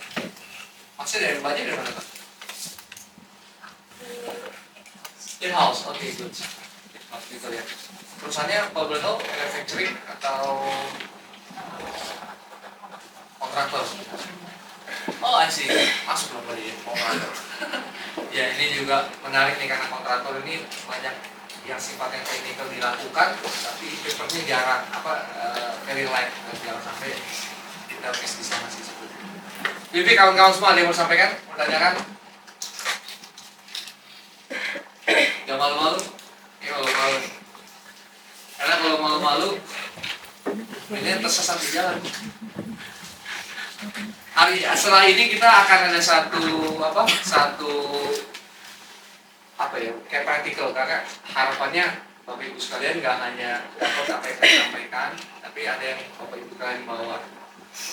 Nanti kita akan share satu materi, ibarat lebih ke arah question ya, pertanyaan yang Bapak Ibu sekalian bisa lihat dan Bapak bisa lakukan praktikal. Karena saya berkeyakinan Bapak Ibu sekalian, apa yang didapat secara auditori itu kalau tidak kita lakukan praktikal itu serapannya atau praktikalnya jadi sedikit. Nah, sehingga harapannya pas di saat Bapak Ibu sekalian saya sampaikan tadi ada satu semacam kayak contoh soal, kemudian Bapak coba melakukan pelatihan, Bapak Ibu lakukan exercising seperti itu, dan kemudian nanti kita adjust, nanti bisa mendapatkan satu gap, gitu gapnya seperti itu. Jadi izin nanti akan dibantu untuk mengasih satu soal ya seperti itu. Nanti ada hadiahnya nggak Mas? Sepertinya Ada ya? Ada hadiahnya. Jadi ada 2 hadiahnya mungkin, nanti ada bookmark sama satu. Saya buat, mungkin Bapak Ibu sekalian yang sudah masuk website kita, ada satu regulasi yang kita susun secara komprehensif tentang bankruptcy law, Indonesian Bankruptcy Law. Jadi saya susun, dijadikan satu PDF di dalam website, bisa di-download sih. Tapi nggak tahu, saya tipikal orang yang suka baca hard copy ya. Jadi saya akan share mungkin 1 orang 2 orang.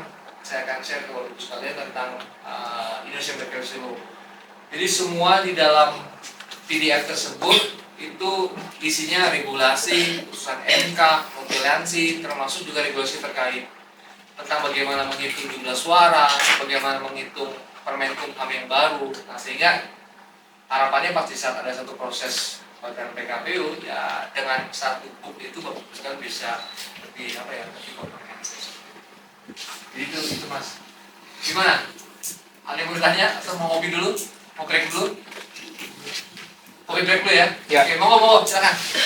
kesimpulan yang telah disampaikan oleh Bapak Rizky mengenai proses PKPU yang merupakan rangkaian hukum yang bersifat terstruktur dan saling berkaitan, mulai dari pengajuan permohonan, pembuktian adanya utang yang telah jatuh tempo dan dapat ditagih, hingga dinamika rapat kreditur yang menentukan tercapainya atau tidaknya perdamaian.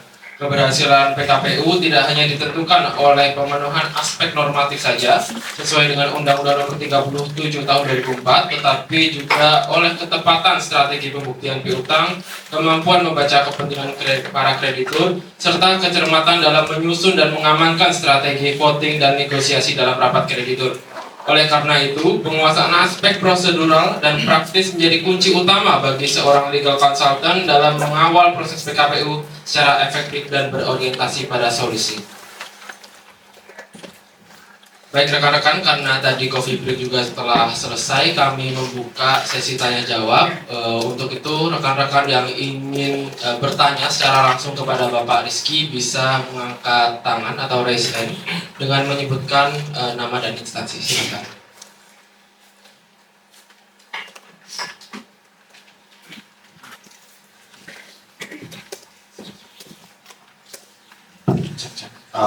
Selamat siang Pak Rizky. Perkenalkan saya Karis Pak.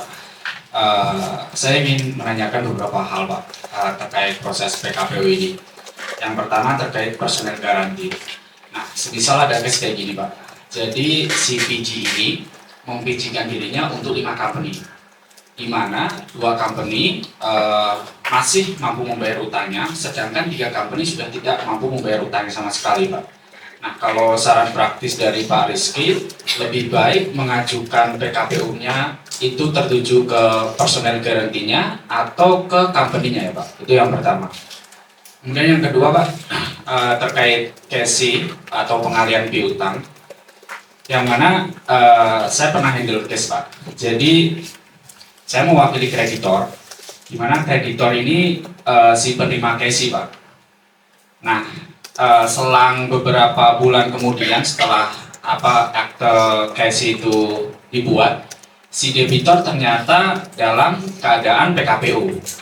Nah, ketika waktu itu mengajukan proses pendaftaran tagihan, ternyata tagihannya ditolak oleh debitor dengan alasan jumlah tagihannya itu tidak sesuai gitu, Pak. Jadi semacam ada ketidakcocokan antara data yang saya terima dengan data yang debitor terima dari penerima case itu, Pak.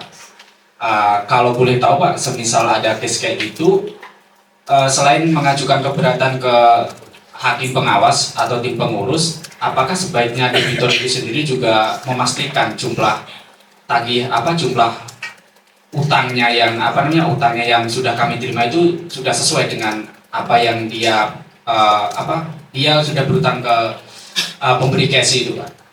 Itu yang kedua, Pak. Terus yang terakhir, dalam proses proposal perdamaian, Pak, biasanya si debitor itu menjanjikan hal-hal yang spesifik bahwa bisnisnya akan berjalan lancar dan mampu membayar jumlah utang dalam waktu sekian. Tetapi ternyata setelah saya lakukan due diligence, Pak, apa yang dijanjikan debitor dalam proposal perdamaian itu bisa dibilang 50% bohong, Pak. Kemudian saya juga pernah menanyakan secara langsung terkait laporan keuangan, tetapi si debitor menolak. Nah, kalau misal ada case kayak gitu, Pak, apa yang sebaiknya dilakukan, Pak? Biar nanti ketika voting itu kami bisa menentukan sebaiknya kita vote no atau vote yes gitu, Pak. Terima kasih, Pak. Satu dulu ya. Oke, tadi ada 3 pertanyaan dari Mas Haris terkait dengan personal guarantee, kemudian terkait dengan sesi dan juga program. Saya mau masuk dulu dari personal guarantee sekalian. Jadi personal guarantee ini kasus klasik ya, yang selalu terjadi terus-menerus. Apakah personal guarantee itu bisa diajukan ke KPU? Apakah personal guarantee itu dapat dikecualikan dari proses PKPU? Nah, karena ini bersangkutan sama ada satu regulasi, ada satu pasal di dalam Undang-Undang Kepanitraan di mana permohonan PKPU tidak berlaku terhadap penjamin piutang. Jadi ini ditafsirkan di mana personal guarantee tidak bisa dijadikan termohon PKPU. Meskipun dalam prakteknya, Bapak Ibu sekalian, banyak kita juga melihat putusan-putusan yang kemudian itu dikabulkan. Tapi kalau dari hemat saya melihatnya adalah personal guarantee itu seharusnya tidak bisa diajukan permohonan PKPU. Situasional. Nah, dari pertanyaannya Mas Karis, bagaimana kita melihat apakah kemudian personal guarantee ini menjadi orang yang menjadi termohon PKPU? Itu possibility sangat bisa dilakukan, Mas Karis. Karena di dalam hukum Indonesia, kenapa kalau kita melihat di Permenkumham yang terbaru sampai dia mention beneficial ownership, kita ini masih campur aduk antara perusahaan dan juga aset pribadi. Dan mostly di atas 70-80% aset perusahaan itu atas nama pribadi. Nah, sehingga pas di saat creditors saat ini ya, bankers khususnya ya, mereka itu pasti mendapatkan tidak hanya jaminan kebenaran, dia minta pasti jaminan pribadi. Dan itu kita udah dorong dari 10 tahun yang lalu tuh. Setiap beberapa kesempatan kami meng-endorse klien-klien kami untuk di saat itu kita kasih kredit atau kasih finance ikat pribadinya seperti itu. Jadi Dari posisi ini Mas Haris, apakah kemudian personal guarantee tersebut bisa diajukan permohonan PKPU? Masih bisa dimungkinkan, regulasi masih bisa memutuskan. Dan kalau memang posisi seperti ini, kemarin yang kita harus submit dengan ada 5 ini, ya mau nggak mau, kalau dari kita dalam posisi creditors ya, saya ambil posisi dari kata creditors, ya kita ambil kepada si personal guarantee-nya, karena dia yang pasti akan yang punya kemampuan untuk membayar, seperti itu dalam konteks personal guarantee. Nah, yang kedua adalah terkait dengan sesi. Bagaimana dengan sesi yang kemudian ditolak tagihannya? Ini sesi ini biasanya sesi itu mengalihkan piutang itu dengan certain number dan certain period. Jadi sesi itu karena sesi itu tidak harus keseluruhan hutang. Sesi itu bisa sebagian atau seluruhnya.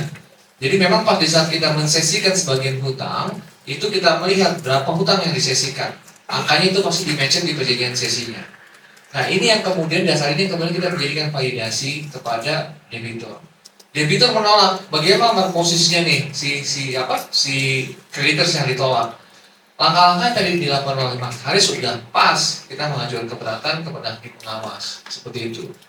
Dalam proses kepalitan, apalagi ada satu proses endpoint prosedur kalau memang kita ditolak. Tapi kalau di dalam proses PKPU, ada nggak mekanisme itu keberatan? Nggak ada endpoint prosedur dalam proses PKPU. Namun, Bapak Ibu sekalian, yang sering dihilangkan adalah, yang sering dikesampingkan adalah di saat proses PKPU, tagihan kita ditolak, kita minta hakim pengawas menetapkan nilai voting kita berapa.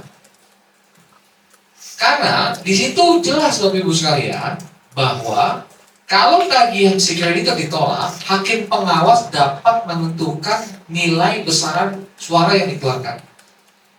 PKPU itu kan gameplaynya kan di proses voting. Sepanjang hak suara kita nggak hilang, ya kita oke aja seperti itu. Karena di situ nanti kita bisa punya bargaining point untuk bisa kita recover daripada apa yang kita lost seperti itu. Dan agak sedikit kurang pas ya, pasti saat buat sama nih pengurus itu menghapus tagihan. Karena validasi pengurus itu hanya aspirasi. Dia hanya melihat tagihan ini ada based on evidence, dicocokkan dalam bukunya debitur, ada, dia tagih. Dia nggak bisa memutuskan bahwa ini belum jatuh tempo, ini harusnya diskon, kita bisa punya authorized seperti itu. Karena yang punya authorized itu adalah hakim majelis atau hakim majelis di awal. Jadi dia tidak punya putusan. Jadi mekanisme yang mungkin Mas Haris bisa ambil pas di saat ada satu proses di mana tagihan yang Mas Haris ditolak atau disampaikan karena sesi, maka ya kita bisa mengajukan proses-proses yang tadi seperti itu. Kalau misalnya dalam filing, kita bisa melakukan endpoint di PKPU, kita bisa mengajukan keberatan dan minta penetapan hak suara kita. Seperti itu dalam proses di sesinya. Dan yang terakhir adalah terkait dengan program. Kalau misalnya kita melihat tidak visible, apa yang kita bisa support? Ini menarik Bapak Ibu sekalian. Program mostly ya, kalau saya tangkap ya, saya lihat ya, kalau misalnya mau produk dibuat visible, pasti pembayarannya itu di atas 10 tahun, pasti. Karena kan program itu kan tarikannya ke cash flow, proyeksi cash flow. Proyeksi cash flow tarikannya apa? Income. Itu pasti tuh. Income lo berapa, proyeksi cash flow-nya berapa. Itu kalau semua ditarik in real ya, pasti itu di atas 10 tahun. Apalagi kalau hutang-hutang yang mungkin di atas 100 miliar, 500 miliar, pasti itu di atas 10 tahun. Nah, kalau misalnya 10 tahun, 15 tahun, 20 tahun di-propose kepada kreditor, si debitur pasti memapping, ini pasti bakal rejection. Makanya dikasih semacam kayak option sih. Di tengah-tengah ada investor, kita ada opsi seperti apa. Yang kemudian bisa membuat satu trigger, akhirnya si kreditor bisa vote yes atau bisa consider. Nah, lepas dari itu semua, kalau melihat satu proposal perdamaian yang nggak visible, apa yang harus kita advise? Apa separate vote yes atau vote no? Saya ingin mengajak kawan-kawan semua adalah masuk bankruptcy, siapa yang paling diuntungkan? Kira-kira ada nggak bisa tanya? Apa yang bisa sharing ke saya? Dalam proses PKPU masuk ke bankruptcy, siapa orang yang paling diuntungkan atau partis yang paling diuntungkan? Please. Siapa kira-kira? Mbak?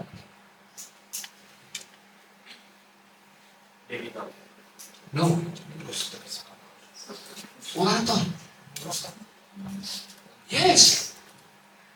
Serius. Yang paling rugi itu adalah kreditor. Kedua rugi itu adalah debitor. Yang paling take benefit adalah kurator. Jadi melihat dari sisi itu ya tuh. Jangan kita bilang, wah ini gak visible, gini, udah pilot aja. Data Pak, recovery rate daripada kreditur konkuren itu cuma 15%. Data Pak. Jadi kalau kamu punya utang 100 juta, itu kamu cuma bisa dibayar 15 juta ya. Itu udah bagus banget. Itu udah bagus banget. Secured kreditor berapa persen Pak? Secured kreditor itu di bawah 50%. Siapa yang bilang? Imbara. Ada nggak Pak yang di atas 50%? Iya. Pak, tapi kan kita secured kreditor. Iya. Agree. Dulu proses saja. Karena saya sudah been di situations di mana yang paling take benefit adalah kurator. So dari posisi ini, Bapak kreditor, Bapak kasih jasa. Debitur juga kasih jasa. Ibaratnya Bapak yang bleeding nih. Ya mau nggak mau kita harus put di ego, kita harus melihat untuk kepentingan lebih besar. Bahwa oke lah, gue kasih lo certain waktu supaya kita bisa get along bareng-bareng gitu. Karena kalau lo call di sana, ya itu mostly nggak akan ada benefitnya. Ini hemat saya Pak. Jadi mostly saya melihat tuh bahwa ada orang yang masuk dalam satu ruangan creditors, dalam satu ruangan rapat creditors, dia push the bankrupt. Yang damage adalah prinsipalnya dia. Fix Pak. Fix. Jadi memang pas di saat kita melihat proposal pendamainya cuma 3 lembar, ya juga begitu juga. Karena ada juga saya melihat proposal pendamai cuma 5 lembar, 7 lembar. Ini apa ini? Jangan seperti ini juga lah, dirapikan lah, lebih bagus lah seperti apa. Karena kalau ditarik visible dari laporan keuangan, kalau diskusi saya sama beberapa financial advisor ya, yang dia udah beberapa kali nyemplung dalam dunia restructuring, nggak mungkin di bawah 10 tahun Mas. Kalau mau possibility bagus pasti di atas 10 tahun, 20 tahun, 15 tahun. Apalagi kalau utang-utangnya di atas ratusan miliar, 500 miliar. Nah, dari posisi ini kita melihat nih, kalau di bankrupt kira-kira persentase aset recovery gue berapa persen sih? Nah, kalau cuma 15-10% atau di bawah daripada itu, ya udahlah. Mendingan lo itu jangan jadikan biaya, ya udahlah tetap lo bisa dicatatkan di dalam keuangan lo sebagai beban. Itu kan bisa lo bisa dalam konteks keuangan kan bisa lo tetap jadikan nggak hilang gitu. Karena kalau dalam bank nih, mungkin ada masih dari bank. Kondisi bankrupt itu kan cadangannya langsung muncul. Yang tadinya dia ini kemudian aset di dalam balance sheet, dia harus cadangan harus jadikan biaya tuh. Harus ada yang meng-covernya. Nah, udahlah daripada ini mendingan prolog aja. Nah, itu harus dilihat secara keseluruhan ya Mas dalam konteks visibility dari laporan keuangan. Seperti itu. Apakah sudah menjawab Mas? Oke. Bagi rekan-rekan yang ingin bertanya bisa langsung raise hand. Halo, monggo, silakan. Tadi ada disampaikan, mungkin Mas tadi mungkin belum ada pertanyaan. Tadi saya ngobrol sama Mbak terkait situasi di mana Pak saya representing pengurus kesulitan data daripada debitur. Sering kan kayak gitu. Debitur nggak open nih, buka tangan minta seperti itu. Komunikasi nggak bangun. Ya it takes two to tango lah Bapak Ibu sekalian. Bapak Ibu sekalian di posisi di mana Bapak Ibu sekalian di file bankrupt sama creditors atau di file PKPU. Dan kemudian Bapak Ibu sekalian dipaksa untuk terajang hari itu juga dengan orang yang nggak Bapak Ibu sekalian tahu. Otomatis debitur pasti akan defensif. Oh, kamu siapa? Outsider seperti apa? Nah, ini yang saya sampaikan di awal tadi adalah membangun satu komunikasi yang baik. Di mana untuk meyakinkan bahwa kasih understanding debitur, kreditor, bahwa proses PKPU adalah proses rekrutasi atau proses bisnis, bukan proses house styling. Permintaan dokumen itu pun dalam rangka untuk menentukan bagaimana bagusnya rekrutasi atau penjadwalan utang itu dilakukan. Bukan dalam rangka yang kemudian ini digunakan untuk, let's say, untuk harming si debitur, seperti itu. Karena banyak sekali Bapak Ibu sekalian seperti yang tadi disampaikan di awal, saya minta laporan keuangan dong. Oke, dikasih laporan keuangan. Besok-besok ada laporan keuangan kemudian dipakai jadikan dasar untuk laporan polisi. Kejadian.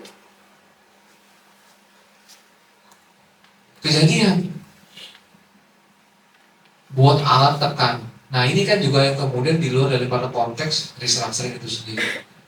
So, pertama yang harus dilakukan adalah ya building komunikasi. Yakinkan bahwa proses PKPU ini adalah proses bisnis yang perlu dibangun kesamaan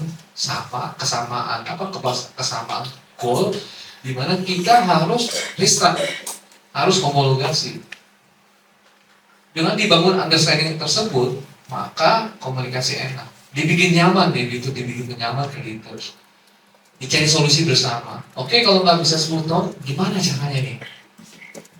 Himbara itu setahu saya tidak bisa melakukan distraksi di atas 7 tahun, solely ya, komite. Tapi bisa nggak di atas 10 tahun? Ya udah, sampaikan dengan cara A, dengan cara B, dengan cara C. Nanti dilihat nih business adjustment seperti apa, didiskusikan lagi. Nanti bisa di atas 7 tahun, di atas 10 tahun, kayak gitu. Nah, ini perlu komunikasi yang dibangun seperti itu. Itu Mas. Apakah ada yang bertanya?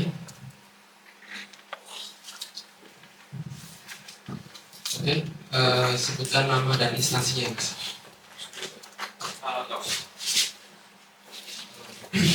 Selamat siang Bapak, perkenalkan nama saya Syahir Kitaran, saya dari Universitas Pembangunan Nasional Jakarta.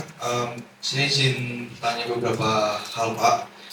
Yang pertama adalah ketika kreditor dia telah mendaftarkan tagihannya pada saat jasa piutang, itu saya pengen tahu kira-kira apa sih dampaknya terhadap utangnya kreditur? Apakah itu masih dianggap atau bagaimana?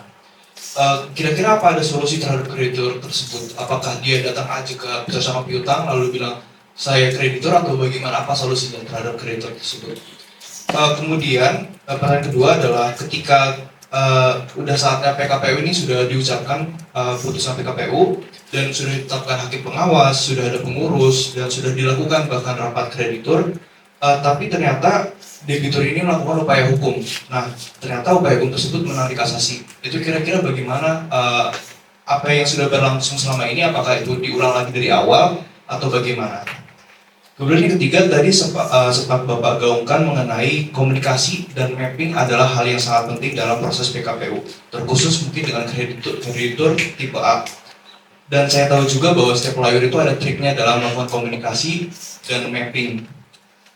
Kira-kira dari Bapak sendiri ada nggak sih Pak kayak tips and trick dari Bapak sendiri dalam membangun komunikasi tersebut? Apakah mungkin diajak, mungkin ya Pak, mungkin diajak dinner untuk krediturnya atau bagaimana? Idealnya dari bawah bagaimana? Dan yang terakhir Pak, maaf Pak, yang terakhir saya sebenarnya adalah fresh graduate ya Pak. Cuma saya sangat tertarik dengan apa yang Bapak bilang bahwa kita sebagai legal scholar itu jangan cuma terpaku pada bagian hukumnya, tapi juga yuk kita belajar terkait bisnis model, keuangan, proyeksi dan lain sebagainya. Kira-kira dari Bapak bagaimana kita untuk mempelajari hal yang di luar daripada apa yang sudah kita pelajari selama 4 tahun di perkuliahan. Terima kasih Bapak. Mas, dapat pertanyaan ya. Jadi yang pertama, kreditur daftar tagihan bagaimana prosesnya? Kreditur daftar tagihan prosesnya itu pasti dilalui dengan mensupport satu surat tagihan, official surat tagihan. Saya kreditur, saya official, saya announce bahwa saya adalah pemilik utang dari Bank Putri ini dengan surat dulu. Jadi itu basic yang kemudian harus kita lakukan. Kita representnya in-house dari creditors, oke? Ini ada debitur yang sedang pilot atau sedang PKPU. Kita masukkan submitted surat bahwa saya creditors separatis punya jaminan tagihan saya seperti ini. Kedua adalah supporting dokumennya. Apa supporting dokumen yang kemudian ada invoice kah, PO kah, perjanjian kah, dan lain seperti itu. Itu yang kedua harus disupport. Nah dari sana argumentasi yang harus dilakukan adalah memahami proses. Oh setelah ini saya harus dilakukan apa? Setelah mengajukan tagihan, apa yang harus saya peroleh? Daftar atau bukti penerimaan tagihan. Setelah itu saya punya juga punya kewenangan atau punya hak untuk ikut diverifikasi. Habis diverifikasi, dimasuk validasi, masuk dalam satu klaster creditors, diterima atau tidak diterima. Proses ini perlu dipahami Bapak Ibu, Mas juga harus dipahami sebagai satu tahapan yang dalam konteks PKPU. Sehingga dia pas di saat masuk dalam suatu proses tidak serta-merta, karena gue kreditor gue harus akuin dong, enggak. Banyak sekali debitur yang kemudian quote and quote tidak good faith ya, khususnya kalau kita melihat di beberapa debitur yang bankrupt, khususnya real estate ya, atau perusahaan satuan rumah susun ya, itu ada tuh yang dia gue udah beli unit nih, kemarin bankrupt, kok gue nggak dimasukin creditors dan gue diterima sebagai creditors yang kemudian tidak ikut proses. Nah, untuk menghindari hal yang demikian, maka ya kita harus aktif. Pada saat kita tahu bahwa oh ini ada bankrupt, gue punya hutang, ya sudah submitted sebagai creditors untuk dimasukkan dalam contact list. Nah ini sebagai bentuk dari kehati-hatian seorang creditors, dipahami seperti itu Mas. Nah, bagaimana kalau misalnya dalam suatu proses PKP atau pilot, debitur mengajukan upaya hukum dan kemudian kasasinya dimenangkan. Apakah kemudian dia dibalik lagi? Ada dua pendekatan yang mungkin saya bisa sharing. Yang pertama adalah kalau itu kepilitan, kemudian dia itu mengajukan kasasi dan dimenangkan, maka proses pilotnya batal semuanya. Clear, tidak pernah terjadi kepilitan. Misalnya permohonan bankruptcy, kemudian dia default bankrupt, and then dia challenge, menang debiturnya, maka ya bankruptcy tidak pernah terjadi. Proses yang sudah terjadi ya dianggap sudah dianulir, balik sebagai keadaan semula. Nah, bagaimana dengan PKPU? PKPU yang tadi saya sampaikan di awal merubah landscape, ada yang pesan MK. MK artinya apa? Proses PKPU udah berjalan nih. Kemudian dia itu voting, bankrupt. Dia mengajukan kasasi. Apa yang terjadi dalam proses kasasi tersebut? Dia diberikan dalam keadaan semula. Seperti belum terjadinya satu proses PKPU. Jadi ini yang kemudian perlu juga diperhatikan kawan-kawan semua, bahwa ya, bentuk proteksi daripada debitur dari lembaga peradilan, di mana ya kalau sudah masuk proses PKPU, make sure tidak ada ghost right, tidak ada free rider di sana. Ini bisa dibalikan dalam keadaan semula seperti itu. Nah, kemudian mapping creditors. Nah, ini penting nih. Mapping creditors tipsnya seperti apa? Apakah diajak lunch, diajak dinner? Nah, itu menarik tuh. Kalau diajak dinner hati-hati. Lihat, nanti jangan-jangan dia ngomong, wah ini ada apa nih? Apalagi kalau kuasa hukumnya prinsipalnya jenis ya. Karena banyak kejadian dari cinlok, dan nggak cuma satu dua teman saya sendiri yang kemudian satu tahun kemudian dia nikah mah. Banyak Bapak Ibu sekalian, karena intens kan, intens. Ini cerita real nih, cerita real, di mana financial advisor dari debitur sama kuasa hukumnya dari kreditor. Intens, terus wah lama-lama hari ketemu tegang, hari kedua tegang, hari ketiga udah mulai bercanda-bercanda, hari keempat udah mulai lama kita wah jadi satu hubungan. But anyway, ini di luar dari skenario, but it happens lah ya. Nah, tapi dalam konteks praktikalnya seperti apa? Pertama adalah lo bangun confidence atau lo bangun satu posisi di mana kita terbuka untuk komunikasi. Itu penting. Dari mapping itu, pasti saat kita sudah tahu bahwa oh ini kriteria yang harus gue sampaikan, ngobrol. Kita harus ngobrol sama mereka. Pak, gue di presenting debitur nih, gue open for discuss dong, kira-kira apa needs lo? Sampaikan ngobrol dengan posisi yang kemudian ya memposisikan ideal seperti itu. Nah, kalau memang sudah posisi ideal, ya bisa konteksnya formal informal gitu. Karena mostly ya, ini percaya atau tidak percaya, ini dikeluarkan studi riset dari Bain atau saya lupa, Bain atau McKinsey ya, saya lupa. Itu ada consultants ya, ada consultants dari luar negeri yang namanya Bain atau McKinsey ya. Dia buat riset di Indonesia di mana dealing bisnis di Indonesia itu 70% dilakukan, 80% itu dihasilkan di luar daripada media formal. Lu ngedeal sama orang itu mostly di coffee shop, di lounge bar, di apa, itu biasanya ngedealin di situ tuh, di tempat restoran 87%. Tapi memang berangkatnya dari yang 20% dulu. Kita ngomong masalah, kita official dulu nih, datang, kita ngobrol, kita serius, kita take ourselves like a professional, kita bawa seperti apa. Nanti dealnya itu biasanya di luar. Ya, kita ajak lunch, kita ajak dinner, kita ajak ngopi-ngopi, it's possible lah. Dalam batasan yang etika ya, seperti itu, batasan etika. Kadang-kadang kan juga ada yang pengen yang lebih ya kita serahkan masing-masing. Tapi saya hanya memberikan satu gambaran bahwa 70% atau 80% deal maker itu terjadi di luar daripada official table. Seperti itu. Tapi official table lo harus bawa bahwa gua ini orang yang profesional, gua mau berangkat dari satu posisi di mana kita harus make a deal. Seperti itu. Jadi itu satu hal yang kemudian bisa disampaikan. Nah, yang terakhir ini mungkin bisa juga di-sharing buat kita semua. 4 tahun kita belajar hukum itu pasti bicara tentang undang-undang, regulasi, pasal, bahkan ya komunikasi itu kita nggak touch. Komunikasi itu kadang-kadang kita kalau ketemu orang, ini argumen aja. Gue harus menang, lo salah. Itu happen, Pak. Karena basic pendidikan kita itu adalah basic pendidikan pidana. Hukum kita itu basicnya adalah civil pidana. Jadi pidana itu maksudnya ke jaksa. Jadi basicnya yang diajar adalah bagaimana argumentasi. Kalah menang. Nggak ada yang salah nggak? Ada yang salah nggak? Nggak ada yang salah. Kalau di saat lo replacingnya itu masuk kepada konteks yang misalnya kejaksaan, kepolisian, memang seperti itu. Tapi di saat pasti wah gue kayaknya nggak bisa nih, gue harus masuk dalam field yang bisnis. Lo harus filtering posisi itu.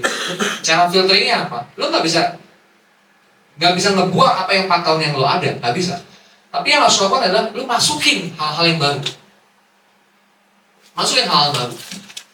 Lo harus mulai bisa mau dengan podcast yang sifatnya bisnis. Lo dengar podcast bisnis, misalnya dari Simon Sinek atau dari Steve Jobs, apapun itu yang kalau misalnya kamu tahu tuh di YouTube ada namanya TED Talk itu cuma 15 menit, 10 menit, dengerin yang kayak gitu-gitu. Yang dari perspektif bisnis, bagaimana sih orang melihatnya. Personal development itu penting. Lo liatin yang kayak gitu-gitu tuh. Personal development dari siapa? Mas, banyak banget ya. Lo bisnis personal development itu banyak banget nih ngasih advice. Misalnya buku-buku yang dari yang dibaca sama Pak Prabowo itu kalau nggak salah bukunya yang warna hitam saya lupa. Yang dia diundang ke istana tuh, dia author, dia nulis 3 buku tuh, saya lupa lagi namanya. Baca yang kayak gitu tuh, perspektif bisnis dibaca. Dengerin podcast yang sifatnya podcast yang nggak harus berat-berat banget, yang technical finance seperti apa, tapi lebih karena kayak personal development dulu aja. Bagaimana negosiasi, appearance, bagaimana komunikasi, lu baca itu, dengar itu. Nah dengan lo dengar itu ya, nanti lo akan menjadi business wise. Karena gimana ya gitu bang? Prinsipal itu takut kalau ketemu orang legal. Tadi juga kalau saya nggak salah tangkap ya, dalam voting itu kreditur komponen dan kreditur pemegang jaminan mempunyai hak memberikan suara ya Pak. Pertanyaan saya terkait dengan kreditur pemegang jaminan. Kalau dia sudah mempunyai jaminan, maka dia harus mempunyai hak suara lagi Pak. Padahal tadi sudah dijamin dengan jaminan itu Pak. Yang ketiga Pak, terkait dengan saya mau ngomong lagi Pak, jawaban tadi karena saya agak kurang paham. PKPU tidak ada renvoy Pak. Ketika kreditur mengajukan tagihan dan ditolak oleh pengurus, upaya kreditur adalah kepada hakim pengawas Pak ya. Apakah hakim pengawas ini akan menentukan Pak jumlah tagihan dari kreditur yang ditolak itu Pak oleh pengurus? Terima kasih Pak.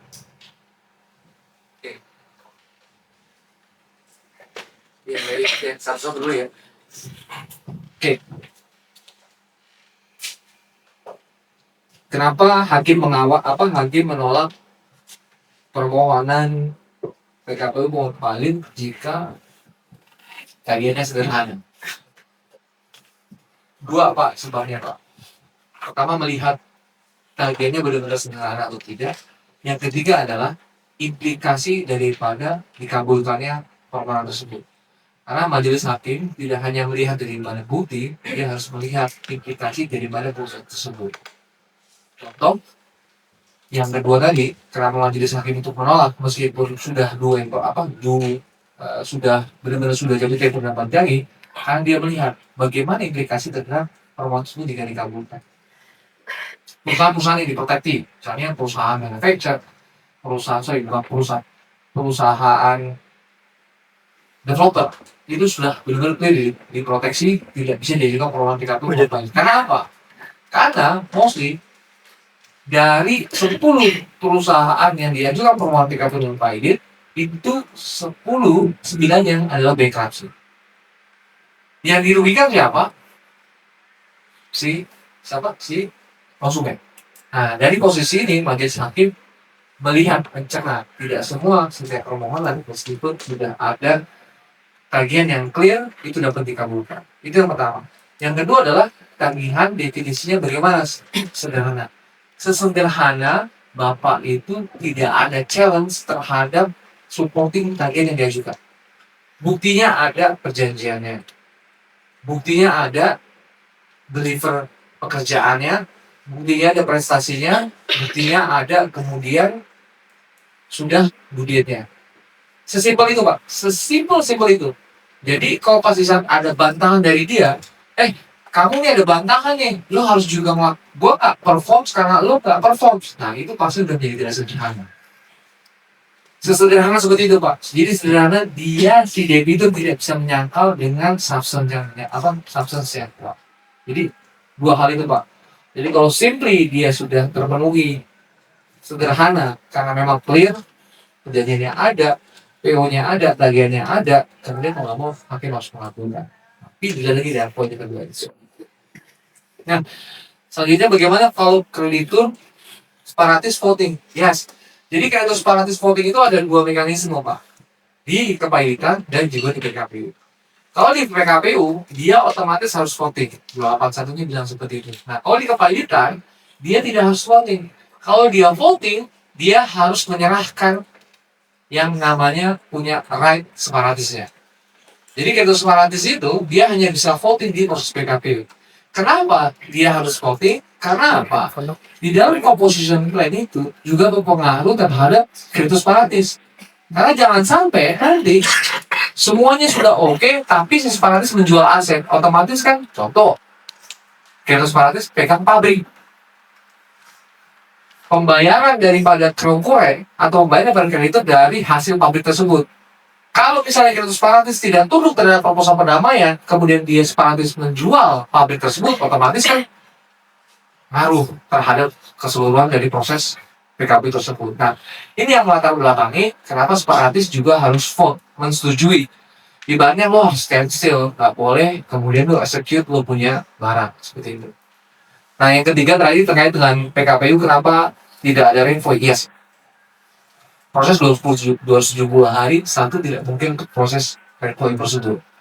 Yang kedua apa? Memang di dalam bab ketiga, buku ketiga, itu tidak ada mekanisme rainvoid prosedur. Apa yang sudah dilakukan? Kita minta hakim pengawas kasih hak suara kita. Karena pada saat kita ditolak tagihannya, itu bukan berarti tagihan kita hilang. Tapi kita tidak ikut proses PKPU. Arsitektur rencana perdamaian struktur yang paling sering diterima. Pertama adalah penjadwalan utang ulang pembayaran. Ini mostly ya pasti banyak diterima sama mereka. Karena pada saat sudah masuk PKPU ya mau nggak mau ya reschedule seperti itu. Yang kedua haircut terukur dan logis dengan kapasitas bisnis. Jadi haircut itu Bisa nggak sih? Bisa. Haircut bunga denda, oke. Pokok bisa nggak? Nah, ini menarik nih, kita harus tahu. Bank sama-sama bank, Himbara dan juga swasta. Boleh nggak dipotong haircut? Bank nih, semua bank boleh nggak sih haircut? Ada yang dari banker nggak? Ada yang dari perusahaan nggak? Menurut Mas dan Mbak, kreditor, bank, itu boleh nggak sih menghaircut pokok? Kita perlu dapat ini Bapak Ibu sekalian untuk bisa kita tetapkan di perjanjian perdamaian. Karena kalau kita nggak paham tipologi daripada kemampuan si rawan, si prinsipal kreditor, kita nggak bisa. Kita pukul rata semuanya tanpa membedakan clustering, itu nggak bisa tuh. Himbara itu nggak bisa disamakan dengan bank umum. Himbara itu benar-benar tight banget. Dia nggak bisa A, nggak bisa B. Bahkan ada beberapa tahapan proses Himbara itu hanya certain period yang bisa dilakukan penjadwalan hutang. Jadi nanti pas bisa kita melihat, oh kok ini ada bank yang sampai 30 tahun? Iya, kalau itu bank swasta ini oke aja. Kan kalau bisa kita masuk Himbara, lu buat di atas 7 tahun, di atas 10 tahun, pasti itu butuh suatu hal komite yang luar biasa untuk memutuskannya. Nah ini harus paham nih bagaimana tipologi dari BUMN, tipologi daripada perusahaan-perusahaan lainnya. Kemudian jaminan tambahan optional ini juga menjadi TCR. Oke, gua akan besar seperti ini dengan haircut seperti ini. Buat men-secure gua kasih jaminan tambahan. Ini juga bisa menjadi apa ya, daya tarik di mana menjadi kreditor oke ya, it's look good lah ya. Lebih secure lah seperti itu. Nah, kemudian mekanisme fallback jika revenue tidak sesuai target. Jadi ada first draft, second draft. Kalau misalnya target operasi tidak terpenuhi, berarti second draft seperti ini. Jadi banyak banget yang kemudian strukturnya. Nah, sehingga dengan banyak layer-layernya ini, kreditor tuh merasa nyaman nih. Oke deh, gue kasih 5 tahun, 10 tahun, 20 tahun. Jadi nyaman nih. Kalau misalnya default gimana mekanismenya? Oh, seperti ini. Jadi kita membuat satu mekanisme fallback jika revenue tidak sesuai target. Yang kedua adalah klausul monitoring dan rentral. Ini penting. Kita buka bahwa ini tidak solely hanya keputusan saya. Ini adalah suatu hal yang bisa kamu buka, kalian bisa lihat, dan ini bisa juga kemudian dimonitoring sama kalian. Monitoring bisa dari luar maupun dari internal, atau bisa jadi pengurus yang kemudian di-convert menjadi manajemen tim monitoring. Itu possibility itu bisa dimungkinkan dalam prosesnya. Next slide, Pak. Voting dinamik dan technical. Legal threshold 50 headcount dan 57% by value. Jadi headcount itu 51 plus actually 66. Kita rounding up jadi 67% dari total tagihan yang ada. Ini harus quorum terpenuhi. Sehingga dari legal threshold ini, Bapak Ibu sekalian masukin ke mapping creditor study. Udah masuk belum nih dari 66%? Kepalanya masuk Pak, tapi utangnya cuma di bawah 67%. Kocok ulang lagi. Angkanya masuk Pak, tapi di bawah 51%. Kocok ulang lagi. Pecah lagi seperti apa? Nah, mapping ini di 45 hari pertama. Holder credits-nya seperti itu. Pola kekalahan umum adalah kegagalan kreditor konkuren karena tidak membangun narasi bisnis. Biasanya kita fokus, nih ya, rata-rata fokus kreditor terhadap big majornya itu, bank-bank, terus kemudian pemegang jaminan fidusia, financial, terus kemudian juga pemegang obligasi. Dia fokus tuh, tapi dia lupa tuh ada supplier yang tidak harus dia maintain, kemudian ada mungkin karyawan yang dia maintain. Nah, tetap baik gimana juga mapping ini harus dilakukan, tapi tanpa mengesampingkan apa yang kemudian yang tadi disampaikan itu thresholdnya. Kemudian teknik micro targeting, presentasi one-on-one pada kreditor besar. Nah ini penting nih. Saya punya kesempatan kita melakukan hearing sama kreditor besar itu seminggu bisa 2 kali. Pagi kita say hello, Kamis kita presentasi. Minggu itu lagi kita berconvincing mereka. Kita datang waktu itu sempat ke Bandung, ini salah satu bank base-nya besarnya di sana. Kita datang ke Bandung, kita komunikasi, kita jelaskan seperti apa, kita buka buku di sana, Karena kalau misalnya udah one on one, kita udah enak tuh buka buku tuh. Ini Pak buku financial kita, ini auditornya kita, ini operation cash flow kita seperti apa. Itu kita lakukan tuh. Kita waktu lakukan itu di sempat juga kita lakukan di Bali, di Bandung, kita lakukan. Jadi one on one itu juga harus dilakukan untuk kreditur kita besar. Next. Nah, studi kasus real field case next. Nah, ini penting nih. Semuanya kayaknya penting dari saya bilang. Restrukturisasi perusahaan manufacturer 68 gitu. Ini real case dan kebetulan alhamdulillah saya diberikan kesempatan untuk menjadi tim up di sana. 68 memang ya small number Pak dibandingkan dengan misalnya Indosuria Pak. Indosuria itu bisa sampai berapa ya terakhir itu semua nggak salah 3.000 nasabah. 3.000 kan 5.000 nasabah untuk Indosuria. Oh sebaiknya 3.000 nasabah itu harus mengajukan form satu-satu. Jam selesai jam 11-12 malam. Tapi ini nggak kalah menarik karena apa? Ada posisi-posisi yang harus paham Bapak Ibu sekalian di mana kondisi awal perusahaan itu terancam pilot karena kita besar posisi tagihannya bervariasi. Mereka benar-benar Bapak Ibu sekalian nggak mau komunikasi. Debitur itu bahkan bertemu dengan kami ya itu nggak mau tuh. Kita sebagai pengurus waktu itu nggak mau komunikasinya pokoknya mau aja, nggak ngebangun tuh satu relasi diskusi sampai sudah pojok akhirnya baru tuh kita masuk, kita diskusi, kita mapping bareng-bareng, baru tuh kebangun satu koalisi. Karena dengan koalisi yang bagus antara pengurus dan juga debitur itu persentase untuk menjadi homologafi itu lebih besar. Kita lakukan komunikasi, karena apa? Banyak kontrak-kontrak yang nggak lengkap, vendor bermasalah, triangan kiri. Apa yang kita lakukan? Jadi pertama adalah kita buat satu bangun koalisi. Kita fokusnya terhadap koalisi, karena udah pasti kreditur A yang besar-besar itu pasti sulit untuk diajak komunikasi. Mereka sudah merasa dikecewakan. Kita main fokus di kreditur C, B dan C. Kita masuk di sana.